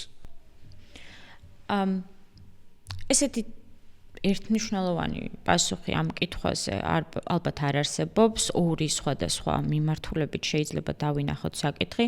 ერთის მხრივ, კი ბატონო, მიზეზი იმისა, რატომაც ხდება ხოლმე სწრაფი ხელშესახების შედეგის მიღწევა ავტორიტარული რეჟიმების ხელში არის ის, რომ მათ გაცილებით უფრო მეტი რესურსი აქვთ ერთპიროვნული გადაწყვეტილებების ხარჯზე მართონ პროცესები, მათ შორის ეკონომიკური პროცესები და ეს ბუნებრივია აისახება მყისიერ შედეგზე, თუმცა მეორე თვალსაზრისით ეს არაჯანსაღი იმპულსები, რომელიც არსებობს ეკონომიკაში, ბუნებრივია მერე დროთა განმავლობაში შემაფერხებელ ფაქტორად ვლინდება ხოლმე. მათ შორის კორუფციულ სქემებში ვლინდება ყველაზე თვალსაჩინო ხელშესახები გამოვლინება ეს არის ხოლმე და სამხრეთ კორეაშიც დაახლოებით ამ ტენდენციას ქონდა ადგილი. დემოკრატიზაციის ტალღა სამხრეთ კორეაში და მისი დასრულება, ხელახალი არჩევნები 92-ში დაემთხვა ზოგად საერთაშორისო სისტემაში მიმდინარე ცვლილებებს და ამ თვალსაზრისით სამხრეთ კორეა ალბათ ერთ-ერთი ყველაზე უფრო ოპტიმისტურად განწყობილი სახელმწიფო იყო საერთაშორისო სისტემაში ამ პერიოდში მიმდინარე ცვლილებებმა სამხრეთ კორეაში შექმნა შთაბეჭდილება, რომ გერმანიის გაერთიანება შესაძლოა ყოფილიყო წინაპირობა კორეის განვითარებისა. და ეს პოზიტიური მოვლენები შემდეგ გამოიხატა სამხრეთ კორეული ხელისუფლებების ქცევაში მთელი 90-იანი წლების განმავლობაში, იმიტომ რომ მათ აბსოლუტურად შეცვალეს სტრატეგია ჩრდილოეთ კორეასთან მიმართებით, მაგრამ შეცვალეს სტრატეგია როგორც შიდა პოლიტიკური კომუნიკაციისა, ასევე ბიზნესთან ურთიერთობის სტრატეგია, იმიტომ რომ იმზადებოდნენ რეალურად იმ ცვლილებებისთვის, რაც პოტენციურად შეიძლებოდა მომხდარიყო კორეის ნახევარკუნძულზე. რა მხრივ იმზადებოდნენ? ეს მომზადება გამოიხატა ერთის მხრივ თვითონ სამხრეთ კორეული საზოგადოების მომზადებაში და მეორეს მხრივ ეს გამოიხატა დამატებითი პოლიტიკური ტრანსფორმაციის თვალსაზრისით ჩრდილოეთ კორეასთან მიმართებით. იმიტომ რომ კორეის ომის შემდეგ პრაქტიკულად ურთიერთობა სამხრეთ კორეას და ჩრდილოეთ კორეას შორის ძალიან მძიმე დაპირისპირებული იყო, სხვადასხვა ეტაპზე სხვადასხვა კონფიგურაციას იღებდა ეს ორმხრივი ურთიერთობები, თუმცა ძალიან მძიმე დაპირისპირებული სიტუაცია ჰქონდა კორეის ნახევარკუნძულზე, მას შემდეგ რაც საბჭოთა კავშირი დაინგრა და საბჭოთა კავშირის მიერ ოკუპირებულმა სახელმწიფოებმა მოიპოვეს დამოუკიდებლობა, ამას მოყვა გერმანიის გაერთიანებაც, სამხრეთ კორეაში გაჩნდა სენტიმენტები, რომ სწორი პოლიტიკური მიდგომების შემთხვევაში ჩრდილოეთ კორეიდანაც შეიძლება მოველოდეთ დათმობებს. განსაკუთრებით მაშინ, როდესაც ჩრდილოეთ კორეამ დაკარგა მისი უშუალო საგარეო პოლიტიკური დასაყრდენი საბჭოთა კავშირის სახით. ჩინეთში გვაქვს ცვლილებები, თუმცა ჩინეთი არ არის ჯერ იმდენად მყარად ფეხზე დამდგარი, რომ მან ჩაანაცვლოს საბჭოთა კავშირი როგორც მთავარი დასაყრდენი ჩრდილოეთ კორეისთვის და ეს პარტნიორის დეფიციტი, რომელიც გაუჩნდა ჩრდილოეთ კორეას, სამხრეთ კორეის პოლიტიკური ხედვის თვალსაზრისით იყო შესაძლებლობა და შანსი იმისა, რომ ურთიერთობები დაეთბოთ ჩრდილოეთ კორეასთან. ამის პარალელურად ბევრი რამდენიმე პროცესი მიდიოდა ამ პერიოდში ჩრდილოეთ კორეასთან დაკავშირებით. ერთის მხრივ სამხრეთ კორეის ურთიერთობების დათბობის პოლიტიკა, რომელიც ცნობილია მზის სამოსვლის პოლიტიკის სახელით, თუმცა ამის პარალელურად ჩრდილოეთ კორეასთან მიდიოდა საერთაშორისო საზოგადოების მთელი რიგი მოლაპარაკებების სქემა და სისტემა იმისთვის, რომ ჩრდილოეთ კორეას უარი ეთქვა ბირთვულ პროგრამაზე. თანადროული მოვლენებია რეალურად ეს ორი პროცესი. სამხრეთ კორეის შემთხვევაში მზის სამოსვლის პოლიტიკა, როგორც უკვე ვახსენე, იყო დახმარების გაწევის პოლიტიკა ჩრდილოეთ კორეისთვის, რომ დაენახა ჩრდილოეთ კორეას ის მეგობრული გარემო, რასაც სამხრეთ კორეა სთავაზობდა მას. აი მაგალითისთვის, ორი ხელშესახები პროექტით გამოვლინდა ეს მზის სამოსვლის პოლიტიკა. ერთი იყო თავისუფალი ინდუსტრიული ზონის ჩამოყალიბება სამხრეთ და ჩრდილოეთ კორეის საზღვარზე, ჩრდილოეთ კორეის ნაწილში, ჩვენ როგორც ვიცით, 38 პარალელი არ არის ესე უბრალოდ არჩეული საზღვარი, ეს არის გეოგრაფიული საზღვარი, მდინარე ჰანი ყოფს ამ არეალში კორეის ნახევარკუნძულს და არის დაახლოებით 4 კილომეტრიანი დემილიტარიზებული ზონა, რომელიც ერთის მხრივ დაცულია სამხრეთის მხრიდან სამხრეთ კორეის არმიის მიერ, ჩრდილოეთ კორეის მხრიდან ჩრდილოეთ კორეის არმიის მიერ. შეთანხმება თავისუფალი ინდუსტრიული ზონის შექმნისა ჩრდილოეთ კორეის ტერიტორიაზე იყო შემდეგი. ზონა, რომელიც შეიქმნებოდა და სადაც ინვესტიციებს განახორციელებდნენ სამხრეთ კორეული კომპანიები, იქნებოდა შესაძლებლობა ჩრდილოეთ კორეელებისთვის, რომ დასაქმებულიყვნენ და მიეღოთ დამატებითი ეკონომიკური შემოსავალი იმ მძიმე სოციალურ და ეკონომიკური პირობებიდან გამომდინარე, რაც დაუდგა ჩრდილოეთ კორეას. თავიდანვე ეს იყო ჩადებული თუ შემდგომ დაემატა ეს თემა? ეს გეგმა სამხრეთ კორეაში შეიქმნა და განხორციელდა 1998 წლით. 98 მანამდე არ იყო გათვალისწინებული, რომ რაღაც ეკონომიკური კავშირები უნდა ყოფილიყო სრულად განცალკევებული იყო ერთმანეთისგან. კი ბატონო, და ძალიან საინტერესოა თვითონ ჩვენ ვისაუბრეთ, რომ ჩრდილოეთ კორეა უფრო ინდუსტრიული იყო, სამხრეთ კორეას უფრო მეტი დრო და უფრო ჩამორჩენილი იყო და რა მომენტში მოხდა გადასწრება? 1980-იანი წლებიდან მოყოლებული. აი 1976 წელს ერთსულ მოსახლეზე მთლიანი შიდა პროდუქტის მაჩვენებლით ჩრდილოეთ კორეა სამხრეთ კორეას ჯობნიდა. 80-იანი წლებიდან დაიწყო ჩრდილოეთ კორეის ეკონომიკური სტაგნაციის პროცესი, რამაც მიიღო პრაქტიკულად შეუქცევადი ხასიათი, ამას დაემატა, როგორც უკვე ვთქვით, საბჭოთა კავშირის ნგრევა, დაკარგვა მთავარი დასაყრდენისა, როგორც ეკონომიკური, ისევე პოლიტიკური თვალსაზრისით და აქედან ერთადერთი გამოსავალი, რაც დაინახა ჩრდილოეთ კორეის ხელისუფლებამ, იყო სამხედრო ძლიერებაზე ფოკუსი, იმისთვის, რომ შეენარჩუნებინა თავისი არსებობა ჩრდილოეთ კორეაში და არ გამხდარიყო ნაწილი სამხრეთ კორეისა, არ მომხდარიყო შთანთქმა ჩრდილოეთ კორეის სამხრეთ კორეის მხრიდან, რისი მოლოდინიც შეიძლებოდა ყოფილიყო იმ დროის ჩრდილოეთ კორეაში და სწორედ ამიტომ მთელი ეს ბირთვული პროგრამის განვითარება, შემდეგ ძაფრი შეიარაღება და ეს პოლიტიკა ჩრდილოეთ კორეის მხრიდან განპირობებული იყო ერთი ძალიან კონკრეტული მიზეზი და ეს არის რეჟიმის ხელშეუხებლობა. კი ბატონო. საინტერესოა თვითონ ეს მზის სამოსვლის პოლიტიკა, რაც ვახსენეთ, წარმატებული იყო თუ არა? ანუ წამოვიდა ჩრდილოეთ კორეა ამ თანამშრომლობაზე? არა მარტო მზის სამოსვლის პოლიტიკის თვალსაზრისით თანამშრომლობა, არამედ თუ შევხედავთ აი 90-იანი წლებიდან მოყოლებული 2006 ან 9 წლამდე სანამ ჩრდილოეთ კორეამ პირველი ბირთვული ტესტირება ჩაატარა, მთელი ამ პერიოდის განმავლობაში ყველა იმ თანამშრომლობის ჩარჩოში, რომელიც შეიქმნა საერთაშორისო სისტემაში ჩრდილოეთ კორეის პრობლემის მოსაგვარებლად, ჩრდილოეთ კორეა ძალიან აქტიურად მონაწილეობდა.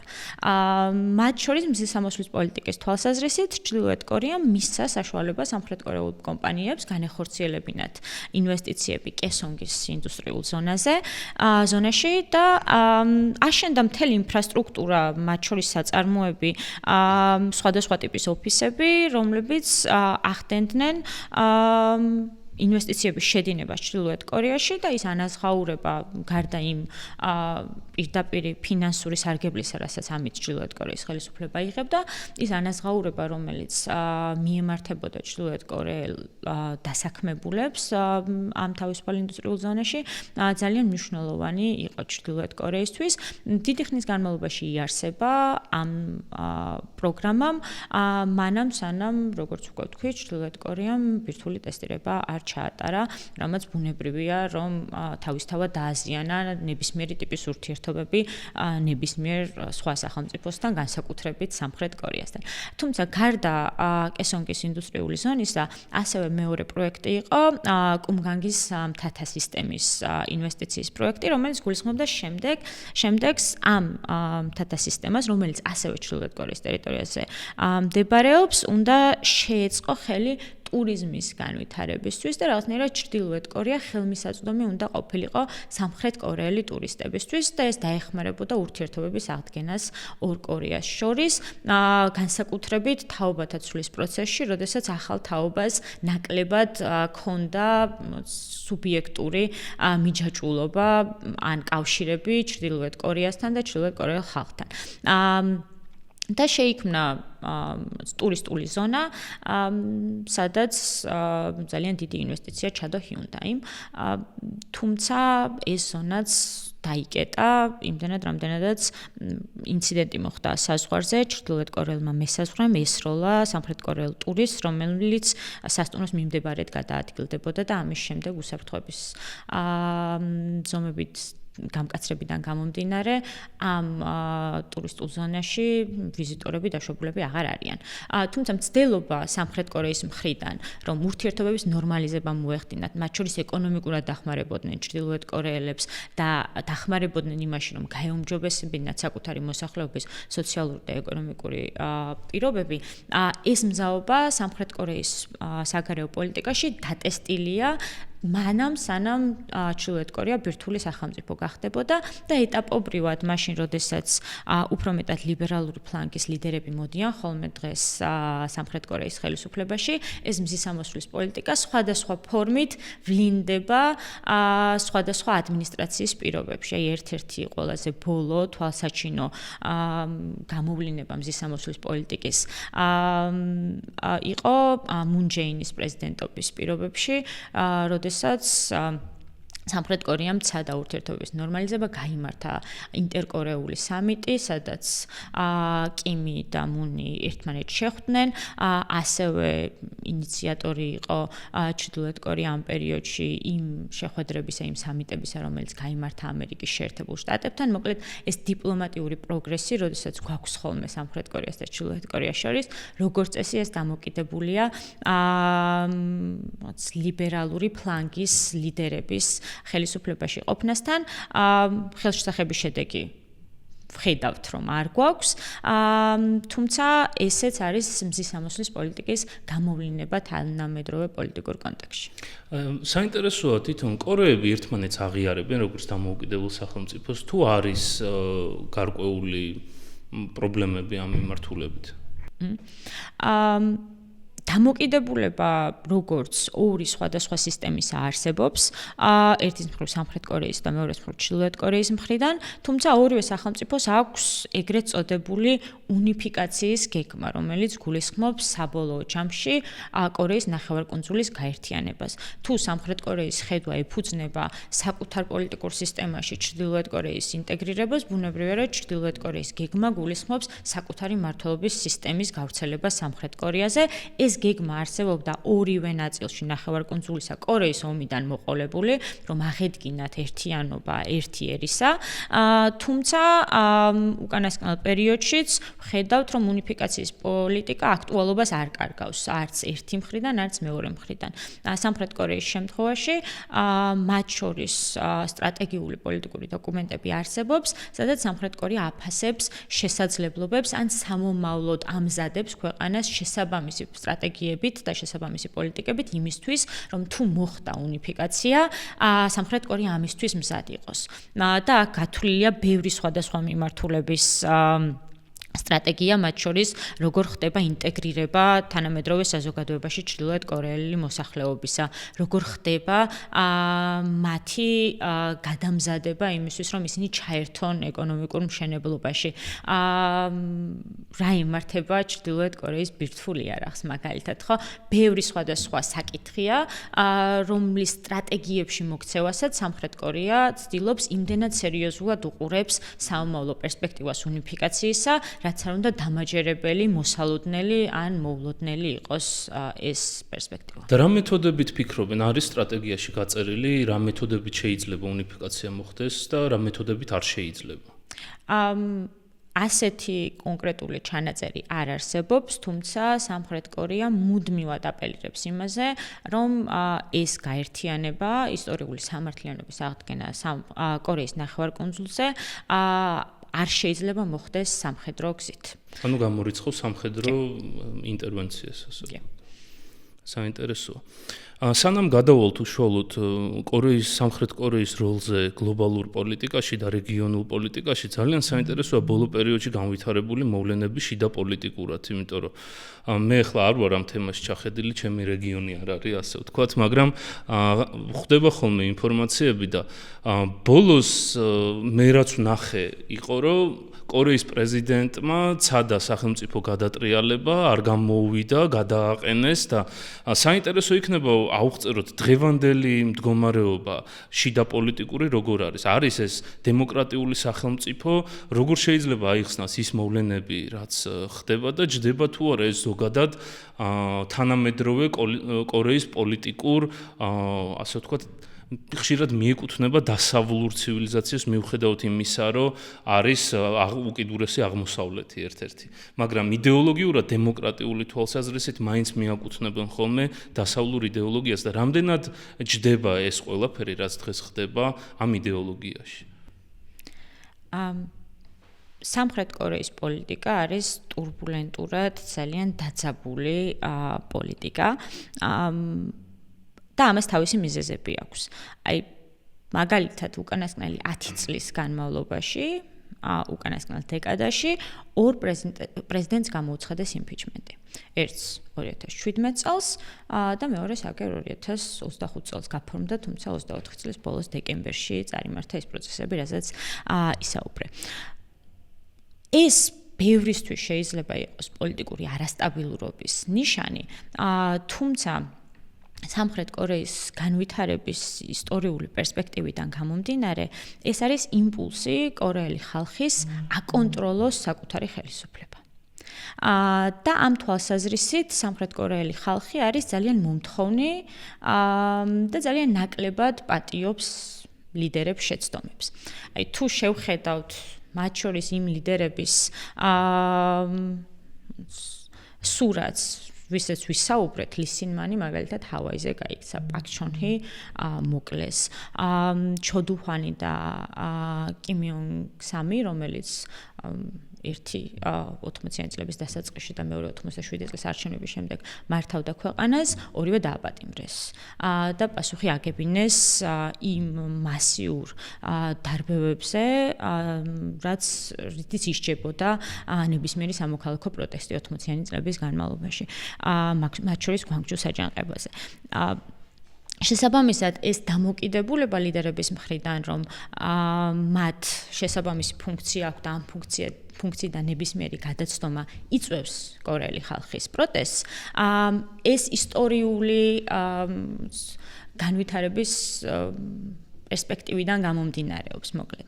და შესაბამისად ეს მასობრივი პროტესტებიც, თუნდაც 2017 ან 2024 წელს პრეზიდენტის მიერ გამოცხადებულ საგანგებო მდგომარეობაზე საზოგადოების რეაქცია, განპირობებულია სწორედ იმ გამოცდილებიდან, რაც უახლოეს ისტორიაში სამხრეთ კორეას დაუგროვდა, განსაკუთრებით სამხრეთ კორეულ სამოქალაქო საზოგადოებას.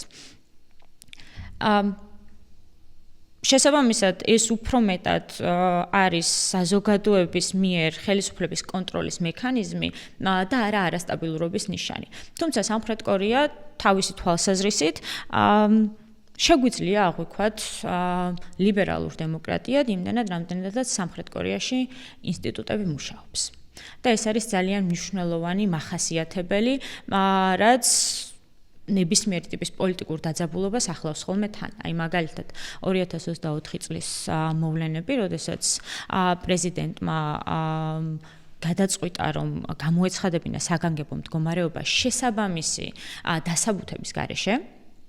დასრულდა იმით, რომ ერთის მხრივ ეროვნულმა ასამბლეამ, თუმცა მეორეს მხრივ ქუჩაში შეკრებილმა ადამიანებმა ხელი შეუშალეს პრეზიდენტს ამ თავისი უფლების აღსრულებაში. შემდეგ შესაბამისი გამოძიება ჩატარდა საკონსტიტუციო მოსმენა, პრეზიდენტი დაადანაშაულეს კონსტიტუციის დარღვევაში, ძალის გადამეტებაში და შესაბამისად გამოუცხადეს მას იმპიჩმენტი. შემდეგ უკვე მან ციხეში დაასრულა იმდენად, რამდენადაც აღმოჩნდა, რომ ეს საგანგებო მდგომარეობა გამოცხადდა მისი მოსალოდნელი პოლიტიკური სკანდალის გასაჯაროების თავიდან ასაცილებლად და დღეისათვის ისიც პატიმრობაშია. ასევე პატიმრობაში გაუშვეს 2017 წელს პაკ გინ ჰე, სამხრეთ კორეის პირველი ქალი პრეზიდენტი, რომელიც ქვეყანას 2013 წლიდან მართავდა 2017 წლამდე, ასევე კორუფციული სკანდალის გამო და საინტერესო ნიუანსია, რომ პაკ გინ ჰე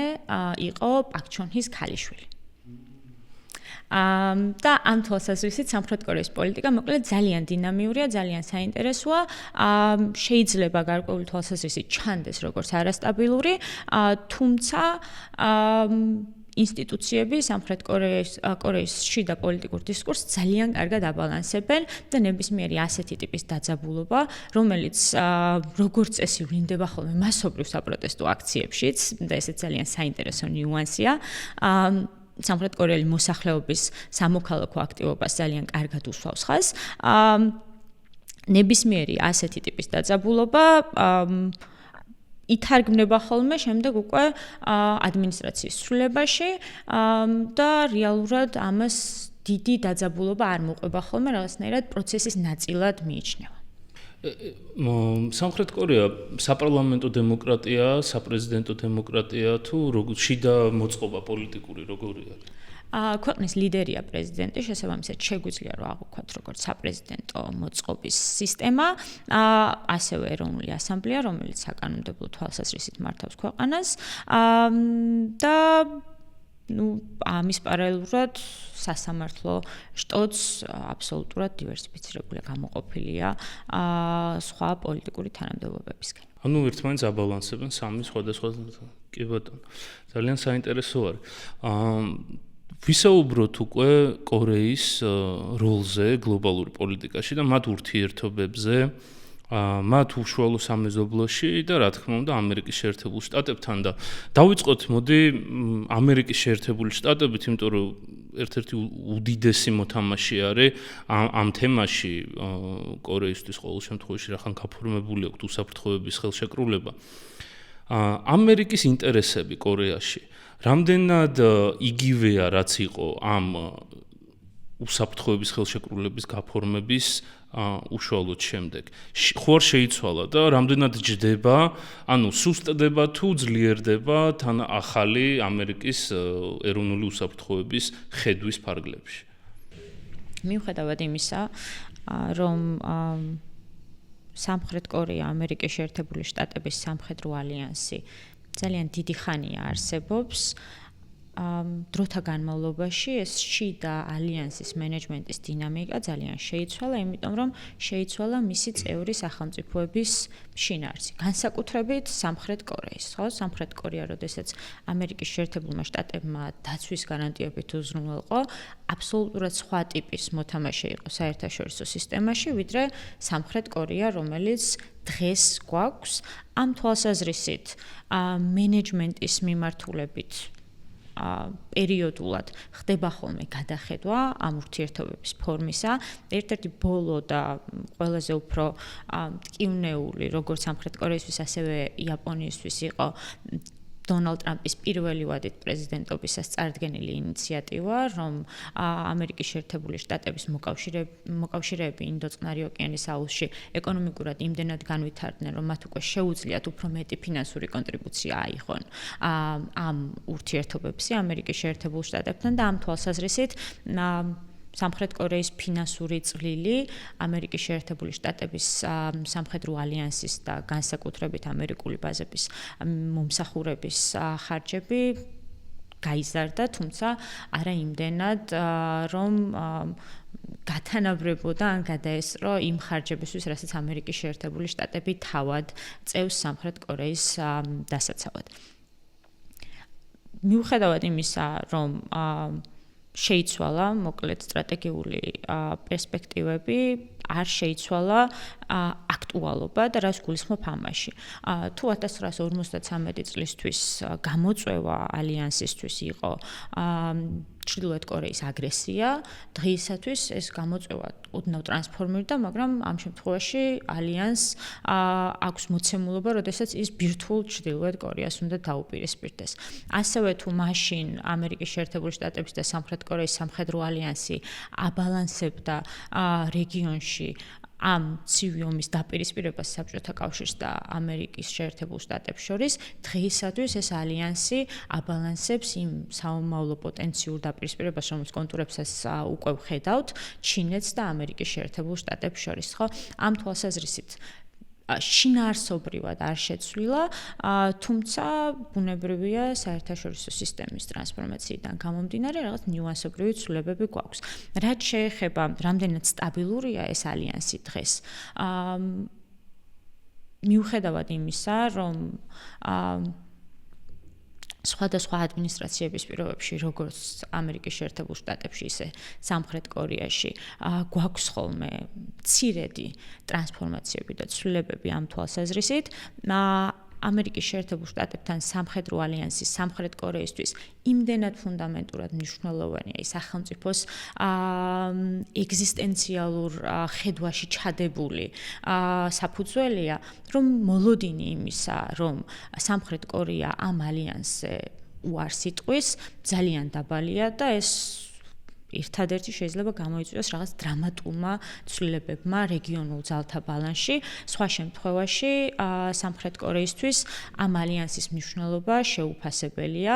ერთის მხრივ ამას შეუქმნა სამხრეთ კორეას საშუალება იმის, რომ ეკონომიკურად განვითარებულიყო, სხვა შემთხვევაში ამ ეკონომიკური პროგრესის მიღწევაც წარმოუდგენელი იქნებოდა, თუ მას არ ექნებოდა თავდაცვის და უსაფრთხოების სფერო.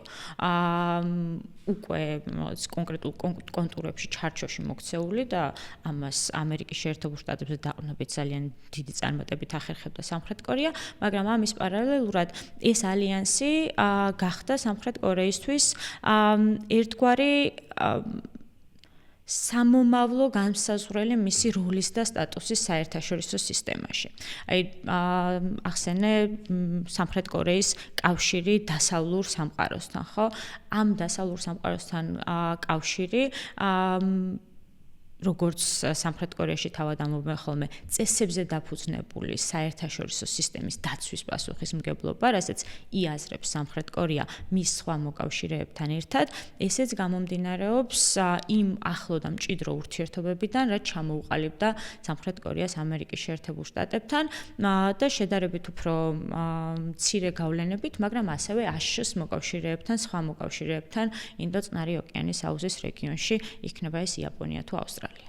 კი ბატონო, როგორც ხედავთ უკვე იზრდება, ასე ვთქვათ, ამერიკის შეერთებული შტატების ინტერესი ამ რეგიონისთვის, მან თავის მომავალ მოწინააღმდეგეთ, ასე ვთქვათ, ჩინეთი ამოირჩია და ჩინეთისგან გაცილებით უფრო დიდ საფრთხეს ხედავს, ვიდრე ხედავდა რუსეთისგან, იმიტომ რომ ობიექტურად რო ვთქვა, ჩინეთს გაცილებით უფრო მეტი რესურსი აქვს ტექნოლოგიური თვალსაზრისით, ეკონომიკური თვალსაზრისით, ვიდრე რუსეთს აქვს და რუსეთი ახალ სტრატეგიაში დაკნინებულიც კი არის, ანუ თითქოს არ განიხილება პოლუსად განიხილება ჩინეთი და საინტერესოა საბჭოთა კავშირის დაშლის მერე რა ურთიერთობები შენარჩუნდა რუსეთის მიმართულებით სამხრეთ კორეიდან და ჩაანაცვლა თუ არა ჩინეთმა ის გავლენები, რა გავლენებიც ჰქონდა საბჭოთა კავშირს ამ ნახევარკუნძულზე? სამხრეთ კორეის ურთიერთობები, ბილატერალური ურთიერთობები ერთის მხრივ საბჭოთა კავშირთან და შემდეგ მის სამართალმემკვიდრე რუსეთთან ძალიან დაძაბული იყო, განსაკუთრებით კორეის ომის მემკვიდრეობიდან გამომდინარე. დიპლომატიური ურთიერთობები საბჭოთა კავშირს და სამხრეთ კორეას შორის 1990 წლით თარიღდება, როდესაც საბჭოთა კავშირმა მაშინ ეს გადაწყვეტილება მიიღო, სხვა შორის ძალიან საინტერესო იყო ამ ფაქტზე ჩრდილოეთ კორეის რეაქცია. ძალიან ბუნებრივად მათ ეს ღალატად აღიქვეს საბჭოთა კავშირის სურვილი, რომ სამხრეთ კორეასთან დიპლომატიური ურთიერთობები დაემყარებინათ და ამ ამბის ჩასატანად ფხენიანში მაშინ საგარეო საქმეთა მინისტრი ჩავიდა საბჭოთა კავშირიდან ედუარდ შევარდნაძე და მან ჩაიტანა ეს ამბავი იმაზე, რომ საბჭოთა კავშირი სამხრეთ კორეასთან ურთიერთობების ნორმალიზებას გეგმავდა. და ამის შემდეგ მას შემდეგ, რაც საბჭოთა კავშირი დაიშალა, რუსეთთან ურთიერთობები სამხრეთ კორეის შეგვიძლია დავახასიათოთ როგორც პრაგმატული პოლიტიკა, იმიტომ რომ ლიმიტირებულია თავის შესაძლებლობებში, თანამშრომლობაში, მაგრამ ეკონომიკური თვალსაზრისით პრაგმატული ინტერესებიდან გამომდინარე, მათ შორის როგორც სამხრეთ კორეული კომპანიები, ისე სამხრეთ კორეის სახელმწიფო დონეზე თანამშრომლობა რუსეთთან ამ თვალსაზრისით ხდებოდა ხოლმე. რაც შეეხება ჩინეთის გავლენას და როლს, ჩინეთის შემთხვევაში ჩინეთი ოდნავ უფრო განსხვავებული გავლენის მქონე სახელმწიფოა, ოდნავ უფრო განსხვავებულად ოპერირებს, ვიდრე ის ტრადიციული აგრესიული ძალები, რომელსაც საერთაშორისო საზოგადოება მიჩვეულია. ამიტომ არის, რომ რუსეთის აგრესიული ქცევა, მაგალითად, გაცილებით უფრო მარტივად ამოსაცნობია, იმიტომ რომ ამას თავისი ხელშესახების სამხედრო მხარე და ასპექტები აქვს. ჩინეთის შემთხვევაში ჩინეთის სტრატეგია ოდნავ უფრო განსხვავებულად ვლინდება, ამიტომ მოხდა ისე, რომ ჩინეთის აღქმა, გაცნობა და ჩინეთის მიმართ მოლოდინების შექმნა სახელმწიფოებს გაუჭირდათ როგორც რეგიონში, ასევე რეგიონს მიღმა. და ამიტომ ვსვამთ ხოლმე ჯერ კიდევ კითხვის ნიშანს, არის თუ არა რეალურად ჩინეთი საფრთხის შემცველი სახელმწიფო არსებული საერთაშორისო წესრიგისთვის და აქ ძალსახად და ერთმნიშვნელოვნად შემიძლია გიპასუხოთ, რომ კი, ჩინეთი არის საფრთხე, განსაკუთრებით მისი უახლოესი სამეზობლოსი და ამას ძალიან კარგად აანალიზებენ როგორც იაპონიაში, ასევე სამხრეთ კორეაში, თუ და ყველა იმ სახელმწიფოში, ვისაც სურს არსებული წესებზე დაფუძნებული საერთაშორისო წესრიგის შენარჩუნება, იმიტომ რომ ჩინეთის ხედვა და აღქმა საერთაშორისო სისტემის მომავალთან მიმართებით კარდინალურად განსხვავებულია. რაც შეეხება ურთიერთობების დინამიკას, გარდა იმისა, რომ ჩინეთი შეიძლება დავინახოთ როგორც საფრთხე რეგიონული სახელმწიფოებისთვის, ჩინეთი გამოჩნდა მათ საგარეო პოლიტიკაში როგორც შესაძლებლობა ეკონომიკური განვითარებისთვის. და ეს იყო ალბათ განმსაზღვრელი იმ მჭიდრო ურთიერთობებისა, რომელიც ჩამოყალიბდა სამხრეთ კორეას და ჩინეთს, ან იაპონიას და ჩინეთს შორის, განსაკუთრებით ეკონომიკური მიმართულებით. ჩინეთთან დიპლომატიური ურთიერთობების დამყარება სამხრეთ კორეის შემთხვევაში 1992 წელს მოხდა და ამ ქედან მოყოლებული ძალიან მალევე დაახლოებით 10 წელში გააფორმეს შეთანხმება თავისუფალი ვაჭრობის შესახებ და დაიწყო უკვე მჭიდრო ეკონომიკური თანამშრომლობა, როგორც ვაჭრობის თვალსაზრისით, ასევე ინვესტიციების თვალსაზრისით, რამაც ბუნებრივია განავითარა სამხრეთ კორეის ეკონომიკა, მაგრამ ასევე ჩინეთისთვის გააჩინა ერთგვარი გავლენის ბერკეტი და ეს სტრატეგია ჩინეთს სხვა რეგიონული სახელმწიფოების შემთხვევაში ძალიან კარგად აქვს ინტეგრირებული თავის სტრატეგიულ ხედვაში. ეს ეკონომიკური ურთიერთდამოკიდებულება ჩინურ ბაზარზე ჩინეთისთვის ხშირად ხდება ხოლმე ბერკეტი იმისა, რომ რეგიონულ სახელმწიფოებს აიძულოს კონკრეტული ქცევისკენ. შესაბამისად, სამხრეთ კორეის პოლიტიკურ ხედვაში ჩინეთი არის ერთის მხრივ საფრთხე, თუმცა მეორეს მხრივ მისი მნიშვნელობიდან გამომდინარე ჩინეთი არის გზა სამხრეთ კორეის ეკონომიკის განვითარებისკენ და ზოგადად, როდესაც საქმე ეხება ხოლმე შეჯიბრებას ამერიკის შეერთებულ შტატებს და ჩინეთს შორის და რეგიონული სახელმწიფოების სტრატეგიულ არჩევანს, სამხრეთ კორეის საგარეო პოლიტიკა ყოველთვის ცდილობს, რომ ერთგვარი ოქროს შუალედი მოძებნოს და არც ერთი მხარის სასარგებლოდ არ გადაიხაროს იმდანად, რამდენადაც თუ ის უსაფრთხოების თვალსაზრისით დამოკიდებულია ამერიკის შეერთებულ შტატებზე, ეკონომიკური თვალსაზრისით ჩინეთის როლი სამხრეთ კორეის ეკონომიკისთვის ძალიან დიდია.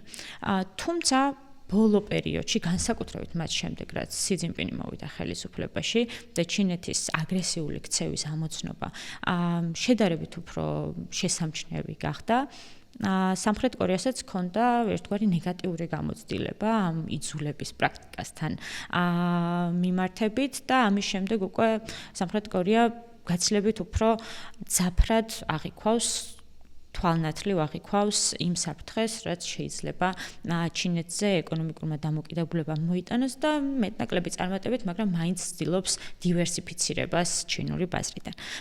შემთხვევა, როდესაც ჩინეთმა ცადა და წარმატებითაც სამხრეთ კორეის გადაწყვეტილების მიღებაზე გავლენა მოეხდინა, მოხდა 2017 წელს, 16-17 წლებში, უფრო მეტი სიზუსტით, რომ ვთქვათ. მოკლედ ამბავი იყო ესეთი, ჩრდილოეთ კორეის ბირთვული ცდების საპასუხოდ და ასევე საჰაერო რაკეტების გამოსდის საპასუხოდ ამერიკის შეერთებულ შტატებს და სამხრეთ კორეას სურდათ, რომ სამხრეთ კორეის ტერიტორიაზე განეთავსებინათ ანტისაჰაერო თავდაცვის სისტემები, ეგრეთ წოდებული THAAD-ის სისტემები, რომელიც უზრუნველყოფდა სამხრეთ კორეაში არსებული პირველ რიგში ამერიკული ბაზების, მაგრამ ასევე სამხრეთ კორეის უსაფრთხოების დაცვას და უზრუნველყოფას. ეს გადაწყვეტილება 2014 წლიდან მიდიოდა ამაზე საუბარი, თუმცა 2016 წელს მოხდა მისი მიღება და ამის მიზეზიც ძალიან ნათელი იყო 2016 წელს ჩრდილოეთ კორეამ განაახლა საკუთარი ცდები და ოპერაციები შესაბამისად ამერიკის შეერთებულმა შტატებმა და სამხრეთ კორეამ საჭიროდ მიიჩნიეს დამატებითი ანტისარაკეტო თავდაცვის სისტემების განთავსება სამხრეთ კორეის ტერიტორიაზე, რასაც ჩინეთი დიდი მიმღებლობით არ შეხვდა. პირიქით, ჩინეთმა ეს აღიქვა როგორც საფრთხე მისი ეროვნული უსაფრთხოებისთვის. აქ იყო კითხვის ნიშნები და მოწოდება იმასთან დაკავშირებით, რომ ეს რადარები შეიძლებოდა გამოყენებულიყო ინფორმაციის მისაღებად ჩინეთის ბირთვულ არსენალზე.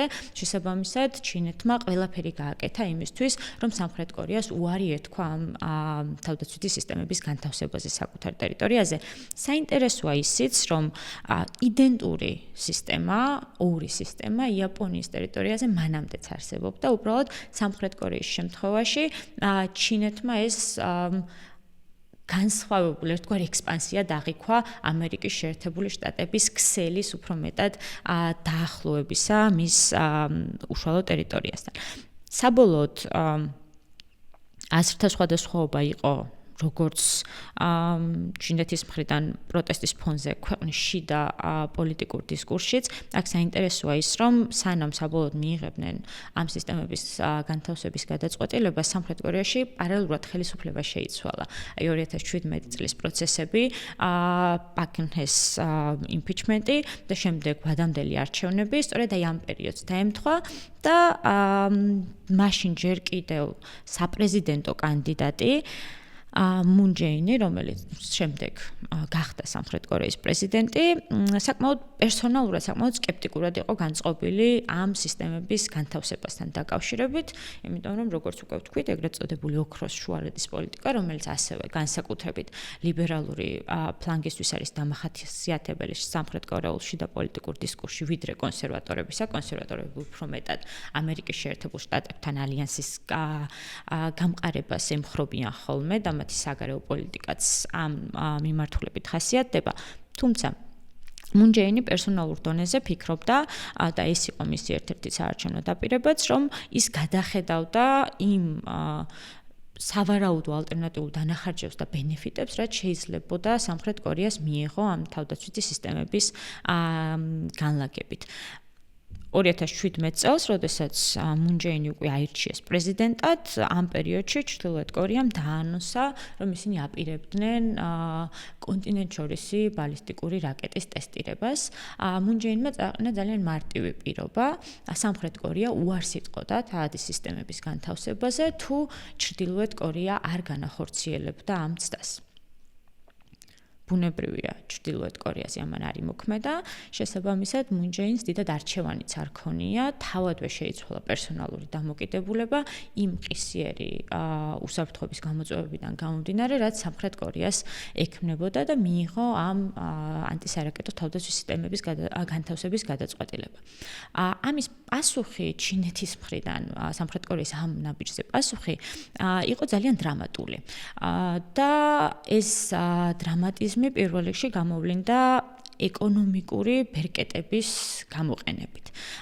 ჩინეთმა შეუზღუდა ჩინეთის ტერიტორიაზე არსებულ სამხრეთკორეულ კომპანიებს ოპერირების საშუალება, ასევე შეუზღუდა გადაადგილება როგორც ტურისტებს, ასევე სტუდენტებს, გამოიყენა მის ხელთ არსებული ყველა იზოლების ბერკეტი, რომ პირველ რიგში გავლენა მოახდინა სამხრეთ კორეის ეკონომიკაზე და შემდეგ გადაწყვეტილების მიღების ჯაჭვზე სამხრეთ კორეის ხელისუფლების მიერ და განსაკუთრებით მძიმედ დასაჯა ესეთი კორეული კომპანია ლოტე, რომელმაც დაუთმო მის კერძო საკუთრებაში არსებული ტერიტორია სახელმწიფოს ამ თავდაცვითი სისტემების განსათავსებლად. საბოლოოდ მოხდა ისე, რომ ჩინეთიდან მომდინარე ეკონომიკურ ფინანსურ წნეხს სამხრეთ კორეის ხელისუფლებამ ვერ გაუძლო და მთელი ეს დრამა ანტისარაკეტო თავდაცვითი სისტემების გარშემო დასრულდა ეგრეთ წოდებული სამი არას პოლიტიკით.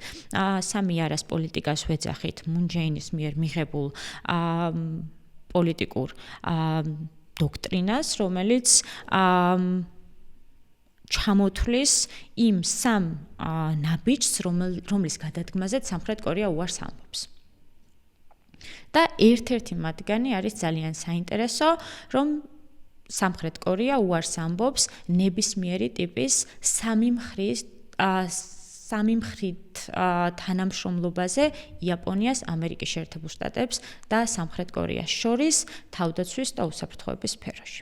ანუ არასეუბნება ამ არასეუბნება ერთგვარ დამატებით ინტეგრაციას ამერიკის შეერთებული შტატების უსაფრთხოების სისტემაში, რომელიც ამ კავშირების გაძლიერებით შეიძლება შეიქმნას და ეს ნაბიჯი გადადგმულია ბუნებრივია ჩინეთის საამებლად, იმიტომ რომ ჩინეთს შეეწყვიტა ეს თავისი ეკონომიკური ურთიერთდამოკიდებულების ბოროტად გამოყენების პრაქტიკა, რაც დაამკვიდრა ამ 2017 წლის მოვლენების ფონზე. და ეს სამი არას პოლიტიკა მიუხედავად იმისა, რომ მხოლოდ ერთი ადმინისტრაციის პირობებში მიღებული პოლიტიკური გადაწყვეტილება, დღემდე ჩინეთი ყველა იმ შემთხვევაში, როდესაც მას არ მოწონს სამხრეთ კორეის ხელისუფლების პოზიციონირება, ხშირად ახსენებს ხოლმე შეახსენებს სამხრეთ კორეას, რომ მათ ვალდებულება აქვს შეასრულონ ის დათქმა, რაც მიიღეს სამი არას პოლიტიკით და სამი არას პოლიტიკაც ძალიან პრაგმატული ნაბიჯი იყო მუნ ჯეინის ხელისუფლების მხრიდან. თუმცა ამის შემდეგ სამხრეთ კორეა გაცილებით უფრო განსხვავებულად უყურებს ჩინეთს და ჩინეთის ხედვა როგორც პოტენციური მოკავშირის სარგებლის წყაროსი შეიცვალა უფრო მეტად როგორც საფრთხის აღქმით, შესაბამისად აქედან გამომდინარეობს ის ეკონომიკური დამოკიდებულების დივერსიფიცირების ცვლილება, რაზეც ვისაუბრე. წარმატებით მიმდინარეობს ეს დივერსიფიცირება, იმიტომ რომ პრაქტიკულად ეროვნული უსაფრთხოების პრობლემა შეიქმნა იმ გავლენებით, რაც ჩინეთმა გამოიყენა ძალიან ელემენტარული თავდაცვითი სისტემების განთავსების წინააღმდეგ. ელემენტარულს იმიტომ ვამბობ, რომ არ არის პირდაპირ ეს ხელის დადებით ჩინეთის წინააღმდეგ მიმართული, იმიტომ რომ ჩრდილოეთ კორეამ ბირთვული იარაღი შექმნა ყველანაირი კონვენციების წინააღმდეგ და ჩრდილოეთ კორეა არ არის რაღაც სახელმწიფო, რომელსაც მაინდა-მაინც ჭკუა მოეკითხება და იტყვი, რომ აი შეიძლება არ გამოიყენოს თუ არ დაჭირდა. ახლა შემდეგ დიქტატორს რა მოუვა აზრში, ან ამ დიქტატორს რა მოუვა თავში, არავინ არ იცის და შესაბამისად ეს ეგზისტენციური პრობლემა შეიძლება შეიქმნას სამხრეთ კორეისთვის და ვინაიდან ჩინეთს ჰქონდა იმხელა ეკონომიკური გავლენები, რომ ეროვნული უსაფრთხოების თემის გადაწონვა მოახერხა თავის სასარგებლოდ. რამდენად წარმატებით მიმდინარეობს ეს დივერსიფიცირების თემა? მეტ-ნაკლები. აი 2017-19 წლებისთვის სამხრეთ კორეის ეკონომიკა ძალიან იყო დამოკიდებული ჩინურ ბაზარზე, მაგრამ ასევე სამხრეთ კორეული კომპანიები ძალიან დიდ ინვესტიციებს ახორციელებდნენ ჩინურ ეკონომიკაში. ესეც ეკონომიკური სარგებლიანობის პრინციპით იყო განპირობებული. თუმცა ერთი მნიშვნელოვანი მიმართულება, სადაც ხდება დივერსიფიცირება, არის ინვესტიციების თვალსაზრისით შეამცირეს, აი თუ მაგალითად 2019 წლისთვის ჩინეთი იყო სამხრეთ კორეა იყო ნომერ მეორე პარტნიორი ინვესტიციების თვალსაზრისით ჩინეთისთვის და იაპონიამ დივერსიფიცირება უფრო ადრე დაიწყო, ამიტომ იყო სამხრეთ კორეა იაპონიაზე უფრო წინ. 2024 წლისთვის უკვე სამხრეთ კორეა მე-7 ადგილს იკავებს, ხო? არ არის ეს რაღაც დრამატული და რეალურად სწრაფად მოხერხებადი პროცესი, თუმცა ამის პოლიტიკური ხედვა სამხრეთ კორეაში გადაწყვეტილების მიმღებებს უკვე აქვთ და რისკებიც უკვე შეფასებულია. განსხვავებით 2017 წლამდე სიტუაციიდან, როდესაც ეს უფრო მეტად საომალო პერსპექტივის სფერო იყო. ბატონო, ძალიან საინტერესოა ჩვენ რუსეთი ვახსენეთ და რუსეთის უკრაინაში შეჭრის შემდეგ იყო საუბრები განსაკუთრებით მაშინ, როდესაც რუსეთმა თავისი რესურსების დივერსიფიცირებისთვის და გამდიდრებისთვის ჩრდილოეთ კორეის მხარდაჭერა მოიპოვა და ძალიან დიდი რაოდენობით ტყვია წამალი და იარაღი შევიდა ჩრდილოეთ კორეიდან და მათ სანაცვლოდ გარკვეული ტიპის მხარდაჭერა მიიღეს ჩრდილოეთ კორეელებმა და ამან აღშფოთება გამოიწვია და კონკრეტული რაღაც მოქმედებები ჩანდა თითქოს სამხრეთ კორეიდან. იმაზეც კი იყო საუბარი, რომ სამხრეთ კორეული სამხედრო ტექნიკა შეიძლება მიეწოდებინათ უკრაინისთვის და უკრაინაში შეჭრის ჭრილში რუსეთთან ურთიერთობები როგორ შეიცვალა და რამდენად რეალურია, რომ უკრაინას რაღაცა მხარდაჭერა აღმოუჩინა სამხრეთ კორეამ? რუსეთ-სამხრეთ კორეის ურთიერთობები, როგორც გითხარით, სამხრეთ კორეის მხრიდან უფრო მეტი პრაგმატიზმით ხასიათდებოდა და ბუნებრივია, რომ რუსეთ-უკრაინის ომმა ამ თვალსაზრისით სამხრეთ კორეის ხედვა დააკორექტირა.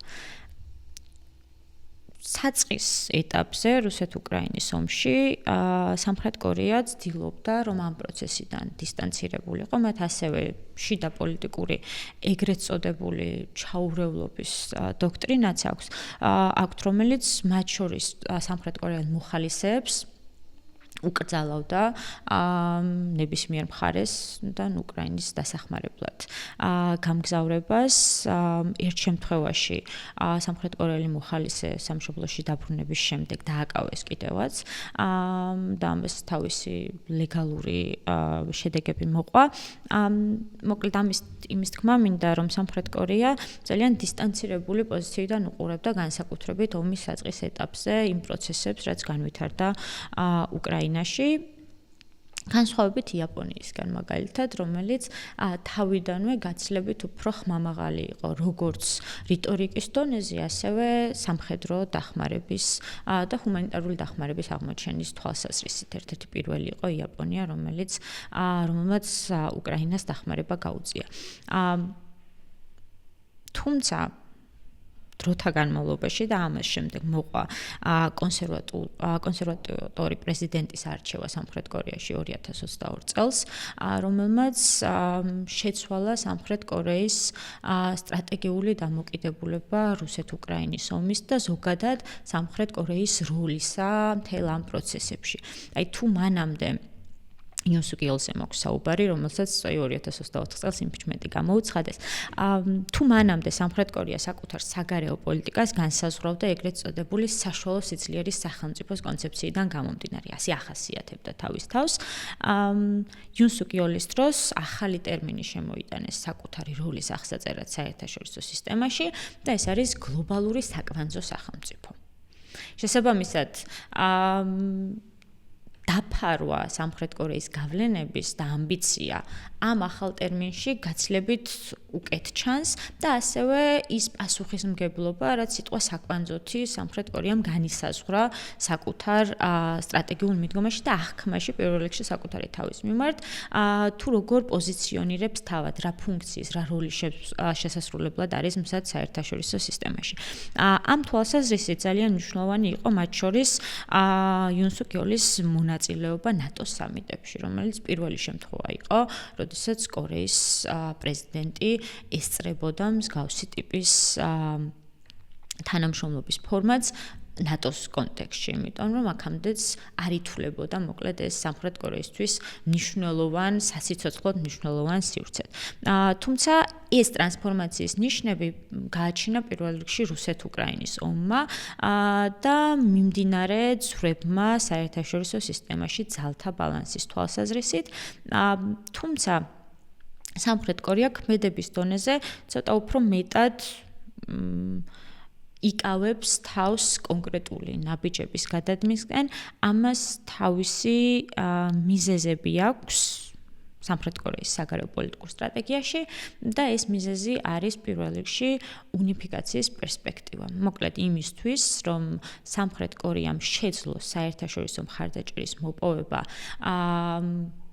კორეის ნახევარკუნძულის გაერთიანების თემაზე, სამხრეთ კორეას მიაჩნია, რომ ყველა რეგიონული სახელმწიფო მის მიმართ კეთილგანწყობილი უნდა იყოს იმისთვის, რომ სამხრეთ კორეას ან ხელი არ შეუშალონ, ან უკეთეს შემთხვევაში დაეხმარონ უნიფიკაციის წარმატებით განხორციელებაში. ერთ-ერთი ასეთი რეგიონული სახელმწიფო ყოველთვის იყო რუსეთი. სწორედ ამიტომ აქედან გამომდინარეობდა ერთგვარი პრაგმატული პოლიტიკა რუსეთთან მიმართებით და ეს ჩინეთთან დაკავშირებით ბალანსის პოლიტიკაც გარკვეულწილად სწორედ აი ამ უნიფიკაციის საომავლო პერსპექტივებით და ზოგადად საერთაშორისო სისტემაში რაც შეიძლება მეტი მეგობრის მოძიების პოლიტიკით იყო განპირობებული. თუმცა უკანასკნელ პერიოდში და რუსეთ-უკრაინის ომის ფონზე ძალიან უჭირს სამხრეთ კორეას, რომ აწარმოოს ეს თავისი პრაგმატული პოლიტიკა რუსეთთან მიმართებით და ეძებს ალტერნატიული პოლიტიკური სტრატეგიის რესურსებს, ეს რესურსები გადის უფრო მეტად დასავლურ, ეგრეთ წოდებულ დასავლურ ქვეყნებზე და მათთან თანამშრომლობაზე. კი ბატონო. საინტერესოა ჩვენ ვახსენეთ ჩინეთის მიმართულებით ეკონომიკის დივერსიფიკაცია და შემოდის თუ არა ევროკავშირი რამენაირად სამხრეთ კორეის სტრატეგიაში თუ უშუალო სამეზობლოზე არის გათვლა ეკონომიკური თვალსაზრისით, რომ ჩანაცვლდეს ჩინური გავლენები უშუალო სამეზობლო ქვეყნებით, სადაც მარტივი არის უფრო ტრანსპორტირებაც, ახლა სად ევროკავშირი, სად სამხრეთ კორეა, მაგრამ ნუ სახმელეთო ჩინეთის გავლით, რუსეთის გავლით შეიძლება რაღაც კავშირები იყოს. ევროკავშირი ამ თვალსაზრისით მნიშვნელოვანი აქტორი და მოთამაშეა და დროთა განმავლობაში სულ უფრო მეტად აქტუალური ხდება. აი ბოლო პერიოდში, რასაც ვაკვირდებით, ასევე არის მკვეთრად გამოხატული ინტერესი სამხრეთ კორეის მხრიდან ეგრეთ წოდებული სამხრეთის კორიდორის მიმართულებით და თურქეთს ამ სამხრეთ კორეის სტრატეგიულ ხედვაში ძალიან დიდი მნიშვნელობა აქვს, რომელსაც შესაბამისად შეიძლება რომ საქართველოს დაუკავშირდეს და ეს შეიძლება იყოს ძალიან მნიშვნელოვანი პერსპექტივა, რომელიც ინტერესის შემთხვევაში საქართველოს შეუძლია რომ ძალიან კარგად გამოიყენოს. თუმცა უფრო მარტივი სამხრეთ კორეისთვის არის რეგიონულ სახელმწიფოებთან თანამშრომლობა, განსაკუთრებით სამხრეთ-აღმოსავლეთ აზიასთან გაძლიერებული ურთიერთობები და ასევე იმ ლიბერალურ დემოკრატიებთან, რომლებიც რეგიონში გვაქვს იაპონია და ავსტრალია. კი ბატონო, ძალიან საინტერესოა. სამხრეთ კორეა ჩამოყალიბდა ტექნოლოგიურ გიგანტად შეიძლება თავისუფლად ითქვას. რეგიონში ერთ-ერთი მოწინავე არის და ჩვენ არაერთხელ ვისაუბრეთ ამ პოდკასტში მაგალითად კიბერუსაფრთხოების მიმართულებით როცა ვსაუბრობდით ან მომავალ უსაფრთხოების პერსპექტივებზე როცა ვსაუბრობთ, ყოველთვის არის საუბარი ნახევრად გამტარებზე, ყოველთვის არის საუბარი ტექნოლოგიებზე, ხელოვნურ ინტელექტზე. სამხრეთ კორეა სად დგას გლობალურ დაფაზე ნახევრად გამტარებით ხელოვნური ინტელექტის და ჰაი-ტეკის მიმართულებით? სფეროები, რომელიც ახლა ჩამოთვალეს სამხრეთ კორეისთვის ძალიან მნიშვნელოვანი არა მხოლოდ ეკონომიკური განვითარების თვალსაზრისით, არამედ პოლიტიკური გავლენების გასაძლიერებლად. სამხრეთ კორეას ისტორიულად მოყვება შეგრძნება, განცდა და აღქმა იმის, რომ ქვეყნის წინსვლა და წარმატება დამოკიდებულია მისი ეკონომიკის სიძლიერეზე, რომელიც ავტომატურად განაპირობებს ქვეყნის გავლენებს საერთაშორისო სისტემაში. და ამ თვალსაზრისით მიუხედავად იმისა, რომ ეს მჭიდრო დამოკიდებულება სახელმწიფოს და ეკონომიკას შორის, რომელიც არსებობდა 60-იან და 80-იან წლებში, დღეისათვის შეიძლება აღარ არსებობს, მაგრამ ეს ურთიერთგაგება ამ თვალსაზრისით ბუნებრივია არის შენარჩუნებული. სამხრეთკორეული კომპანიები რომლებიც თავისი მოცულობით ძალიან დიდ ნაწილს იკავებენ სამხრეთ კორეის ეკონომიკისა, მუდმივად ცდილობენ, რომ არ დაკარგონ ნიშა, რომელიც იპოვეს და ეს ნიშა არის ტექნოლოგიების მიმართულებით გაცხოველებული მუშაობა. ნახევარგამტარების თვალსაზრისითაც სამხრეთ კორეული კომპანიები ერთ-ერთი მოწინავეები არიან. და ამ თვალსაზრისით სამხრეთ კორეა ნამდვილად დომინირებს საერთაშორისო ბაზარზე და შედის კონკურენციაში ისეთ გიგანტებთან, რომელიც ასევე რეგიონული მასშტაბით ოპერირებენ. თუმცა სამხრეთ კორეულ სამომავლო სტრატეგიულ ხედვაში სამხრეთ კორეა საკუთარ თავს წარმოიდგენს როგორც ტექნოლოგიების დისტრიბუტორი, როგორც ტექნოლოგიების ექსპორტიორი. თუ მანამდე სამხრეთ კორეის ექსპორტზე ორიენტირებული ეკონომიკა სხვა მიმართულებით ისახავდა პრიორიტეტებს, დღეისათვის სამხრეთ კორეამ იპოვა ტექნოლოგიების ნიშა და ამ თვალსაზრისით ცდილობს, რომ დაიმკვიდროს ადგილი საერთაშორისო სისტემაში და ამაში ის ტექნოლოგიური გიგანტები, რომელიც მან ისტორიულად ჩამოაყალიბა და გაზარდა სახელმწიფოს მონაწილეობით, დღეს ძალიან ეხმარებიან.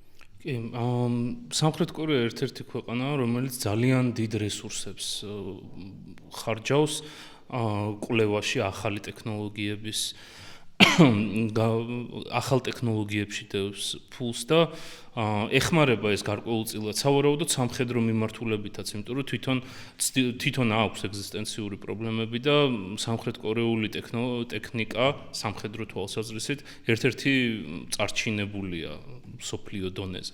მაგრამ ეს არ არის ერთადერთი მიმართულება, რომლითაც ის ვითარდება. ჩვენ ასევე ხშირად ხედავთ და უკვე ჩვენთანაც შემოდის ნელ-ნელა რბილი ძალის ელემენტი, კორეული რბილი ძალის ელემენტი და თუ შეგვიძლია ვისაუბროთ რა რბილი ძალის ელემენტებს ეყრდნობა კორეის საგარეო პოლიტიკა. რბილი ძალა ოდნავ ბუნდოვანი ტერმინია, ბუნდოვანი იმ თვალსაზრისით, რომ ყველა ვხედავთ და ვიაზრებთ მის მნიშვნელობას, თუმცა გაზომვადი ნაკლებად არის. ხო, ეს კონკრეტულ ინდიკატორებს ნაკლებად ეფუძნება იმისთვის, რომ შევაფასოთ, რამდენად იმუშავა ამა თუ იმ რბილი ძალის სტრატეგია. თუმცა სამხრეთ კორეის შემთხვევაში ვხედავთ, რომ ეს სტრატეგია ნამდვილად მუშაობს და შედეგები, რომელიც მოაქვს სამხრეთ კორეის რბილ ძალას და მის ოპერირებას ქვეყნის ფარგლებს გარეთ, რეალურად ხელშესახებია. რბილი ძალის გამოყენება სამხრეთ კორეის პოლიტიკურ სტრატეგიულ ხედვაში ინტეგრირდა ეგრეთ წოდებული საშუალო სიძლიერის სახელმწიფოს კონცეფციასთან ერთად. სამხრეთ კორეა ცდილობდა, რომ შეექმნა მისი როგორც საერთაშორისო აქტორის მიმართ პოზიტიური დამოკიდებულება, გაემყარებინა საკუთარი იმიჯი, რომელიც შემდეგ გახდა უკვე შემოსავლის წყარო ძალიან დიდი ინდუსტრიებისთვის, იქნება ეს მუსიკალური ინდუსტრია, კინოინდუსტრია თუ ტურიზმიდან მიღებული შემოსავალი, რომელიც დღეს სამხრეთ კორეისთვის ძალიან დიდი ფინანსური კონტრიბუციაა.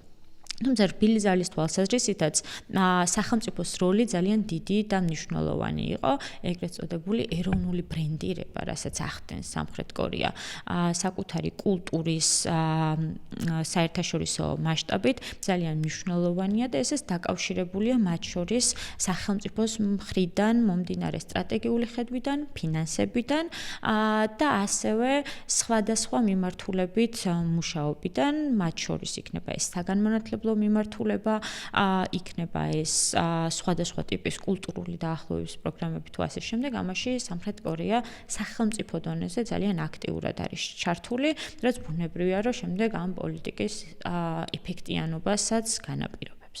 კი ბატონო, მე ხშირად მსმენია, რომ ეს მუსიკის მიმართულებით განსაკუთრებით ხშირად გვხვდება ხოლმე კორეული პოპ ჯგუფები, მაგრამ არის გარკვეული ინფორმაცია მის შესახებ, რომ ამ კორეული ჯგუფების უკან დგას ძალიან კარგად გათვლილი და დამუშავებული სახელმწიფო სისტემა, რომელიც ერთიან პოულობს ამ ტალანტებს, ერთიანად ფუთავს და რაღაც ერთიანი გეგმის ფარგლებში ამუშავებს და რამდენად რეალობას შეესაბამება ეს არის სახელმწიფო პოლიტიკის ნაწილი, რომ მოამზადოს ესეთი ტიპის რბილი ძალის ჯგუფები და ექსპორტზე გაიტანოს, თუ ეს ბუნებრივად ხდება შიდა არსებული ინდუსტრიის ფარგლებში. ჩემი აზრით ეს უფრო მეტად ბუნებრივი პროცესია, რომელსაც შემდეგ უკვე სახელმწიფო ძალიან კარგად იყენებს მათი პოპულარობის მონეტიზაციისთვის. აი მაგალითად თვითონ მუსიკალური ინდუსტრია სამხრეთ კორეაში ძალიან განვითარებულია და უფრო მეტად შიდა კონკურენციის თვალსაზრისით ხდება ადამიანების შერჩევა, თუმცა პოლიტიკურ დონეზე სამხრეთ კორეის ხელისუფლება ძალიან კარგად იყენებს იმ გავლენას, რაც კონკრეტულ ჯგუფებს, კონკრეტულ ინდივიდებს, ცნობილ ადამიანებს შეიძლება კონდეთ საერთაშორისო საზოგადოებაზე და ამის ძალიან კარგი მაგალითია, მაგალითად ერთ-ერთი კორეული ბენდის BTS-ის გამოსვლა გაეროს ტრიბუნაზე. ხო, ეს გადახურდავება მათი პოპულარობის სახელმწიფო დონეზე და დაკავშირება ამ ცნობილი ადამიანებისა კორეულ სახელმწიფოსთან შექმნა პოზიტიური იმიჯის ძალიან აქტიურად ხდება კორეული ხელისუფლების მხრიდან და ეს არის სტრატეგიის ნაწილი, ძალიან მიღებული პრაქტიკა სამხრეთ კორეაში, რომ ის ცნობილი ადამიანები, რომლებიც სხვადასხვა საქმიანობით და მათ შორის კორეული მუსიკის კეთებით არიან პოპულარულები, წარმოადგენენ საკუთარ ქვეყანას და ხშირ შემთხვევაში მიწვეულები არიან ხოლმე სხვადასხვა ტიპის პოლიტიკურ ღონისძიებაზე, სწორედ აი ამ დადებითი იმიჯის კიდევ უფრო გასაძლიერებლად კორეის სახელმწიფოს მიმართ. კი ბატონო. ბოლო კითხვას დავსვავ ამ მიმართულებით. ძალიან საინტერესო არ მინდა ისე დავამთავროთ ეს ეპიზოდი, რომ არ ვისაუბროთ საქართველოსთან მიმართებით. რა ურთიერთობები არის, რა შესაძლებლობები არის სახალხო დიპლომატიის მიმართულებით. ძალიან საინტერესოა, იმიტომ რომ მე დიდი ხანი ვეძებდი ამ თემაზე ინფორმაციას ექსპერტებს და არ იყო მარტივი ნამდვილად, იმიტომ რომ არ არის ძალიან დიდი მიმართულება, მაგრამ ცოტა რო ჩაუღრმავდი ჩანს, რომ გარკვეული ტიპის დიპლომატიური ურთიერთობების გარდა არის ასევე აკადემიური და კულტურული ურთიერთობები და ვისაუბროთ ამ თემაზე. კი ბატონო, ურთიერთობები საქართველოს და სამხრეთ კორეას შორის ბუნებრივია, რომ ძალიან მჭიდრო მახასიათებლებით არ გამოირჩევა, თუმცა ნამდვილად არის გარკვეული გადაკვეთა იმ სტრატეგიულ ხედვაში, რაც სამხრეთ კორეას აქვს, რომლის გამოყენებაც საქართველოს შეუძლია საკუთარი ინტერესებისთვის და ამასთანავე არსებობს სფეროები, სადაც შეიძლება რომ ძალიან კარგი თანამშრომლობა შედგეს ამ ორ ქვეყანას შორის. საერთო ჯამში სამხრეთ კორეის აქტივობა საქართველოში ამ პერიოდისთვის შემოიფარგლება ერთგვარი კულტურული თანამშრომლობით, განათლების მიმართულებით თანამშრომლობით და ასე შემდეგ, რომელიც ასევე არც თუ ისე გავლენიანია, საკმაოდ ლიმიტირებულია, თუმცა ამის მიღმა არსებობს კონკრეტული ეკონომიკური თანამშრომლობის მცდელობები, რომელიც აქამდე განხორციელდა მეტნაკლები ან უფრო მეტად წარუმატებლობით და სამომავლო პერსპექტივები, რომელიც გითხარით, რომ დაკავშირებულია ეგრეთ წოდებული სამხრეთის დერეფანთან, თურქეთის სტრატეგიულ როლთან, სამხრეთ კორეის საგარეო პოლიტიკურ ხედვაში და ამ რეგიონულ კონტექსტში საქართველოს მნიშვნელობასთან. საბოლოო ჯამში შეგვიძლია ვთქვათ, რომ სამხრეთ კორეა რამდენიმე წლის წინ აქტიურად იყო დაინტერესებული ენერგორესურსებით, რომელიც აქვს საქართველოს და იყო მცდელობა მათ შორის ინვესტიციების განხორციელებისა. არ ვიცი გახსოვთ თუ არა, ეგრეთ წოდებული ნესკრაჰესის პროექტი, რომელიც საკმაოდ ბუნდოვანი იყო თავისი შინაარსით, გამოიწვია საზოგადოების პროტესტით, შემდეგ ჩატარდა დამოუკიდებელი ექსპერტიზა იმის თაობაზე, რომ ეს პროექტი არ ასახავდა იმ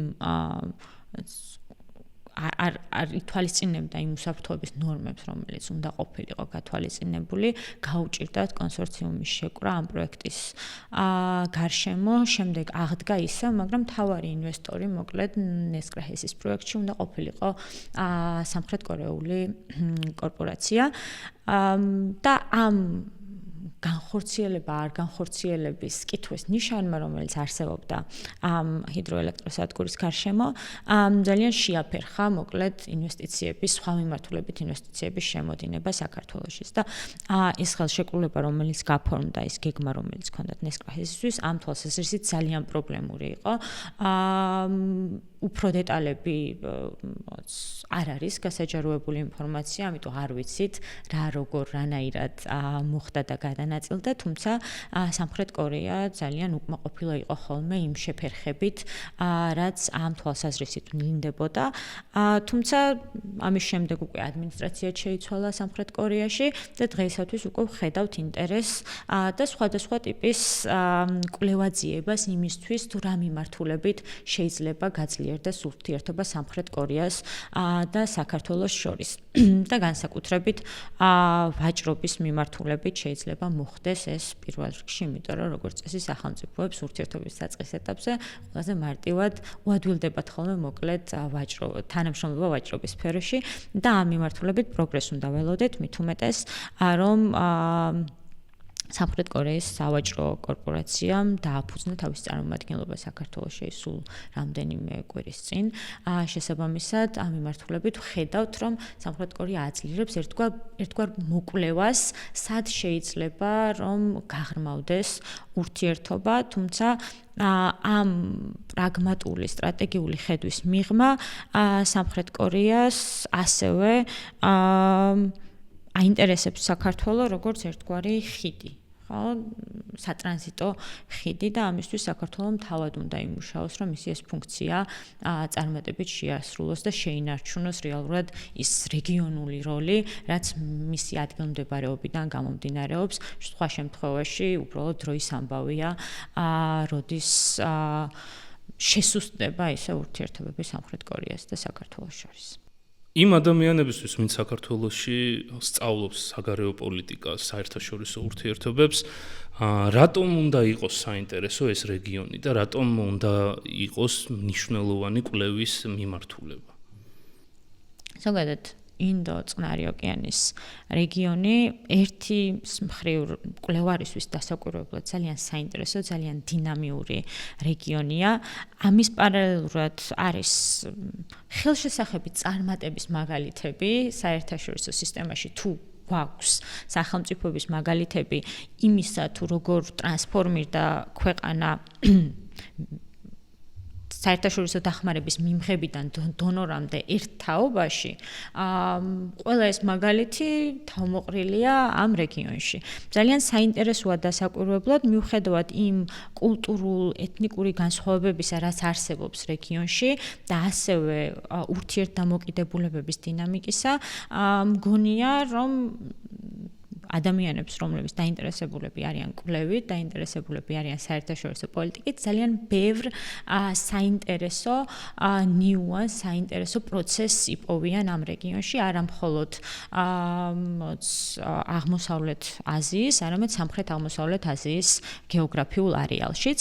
და ამის პარალელურად ერთ-ერთი ყველაზე პრაქტიკული მიზეზი შეიძლება იყოს ჩინეთი.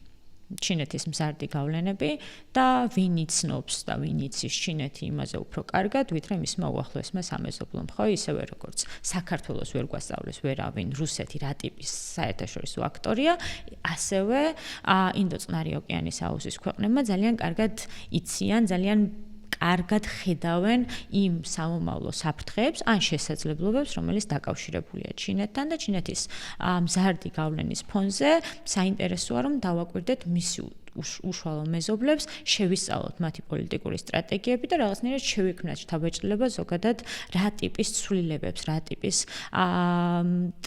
ტრანზიციებს უნდა ველოდეთ საერთაშორისო სისტემაში, რომ ამ ტიპის ცვლილებებისთვის გაცილებით უკეთესად ვიყოთ მზად და გქონდეს შესაბამისი სტრატეგიული ხედვა. კი ბატონო, ძალიან დიდი მადლობა. ძალიან საინტერესო იყო და მადლობა ამ თემაზე საუბრისთვის, იმიტომ რომ ნამდვილად არის არა მარტო საინტერესო ჩვენი ქვეყნისთვის, არამედ გლობალური პოლიტიკისთვის უფრო იძენს აქტუალობას და აუცილებლად უნდა ვხედავდეთ და ვიცოდეთ რა ხდება ამ რეგიონში და ჩემი აზრით ეს ეპიზოდი არაჩვეულებრივი არა მარტო საწყისი, არამედ კარგი ბაზა არის იმისთვის, რომ რაღაცა ტიპის ცოდნა და რაღაცა ტიპის იდეები ამ მიმართულებით გაჩნდეს და კიდევ ერთხელ ძალიან დიდი მადლობა შენ. ჩვენ კი დაგიბრუნდებით შემდეგ სამშაბათს, ისევ 8 საათზე, მანამდე გთხოვთ მოიწონოთ ჩვენი ვიდეოები, აქტიუროთ კომენტარებში და გამოიწუროთ ჩვენი, ანუ საინფორმაციო თავდაცვის ლეგიონის YouTube-ის გვერდი.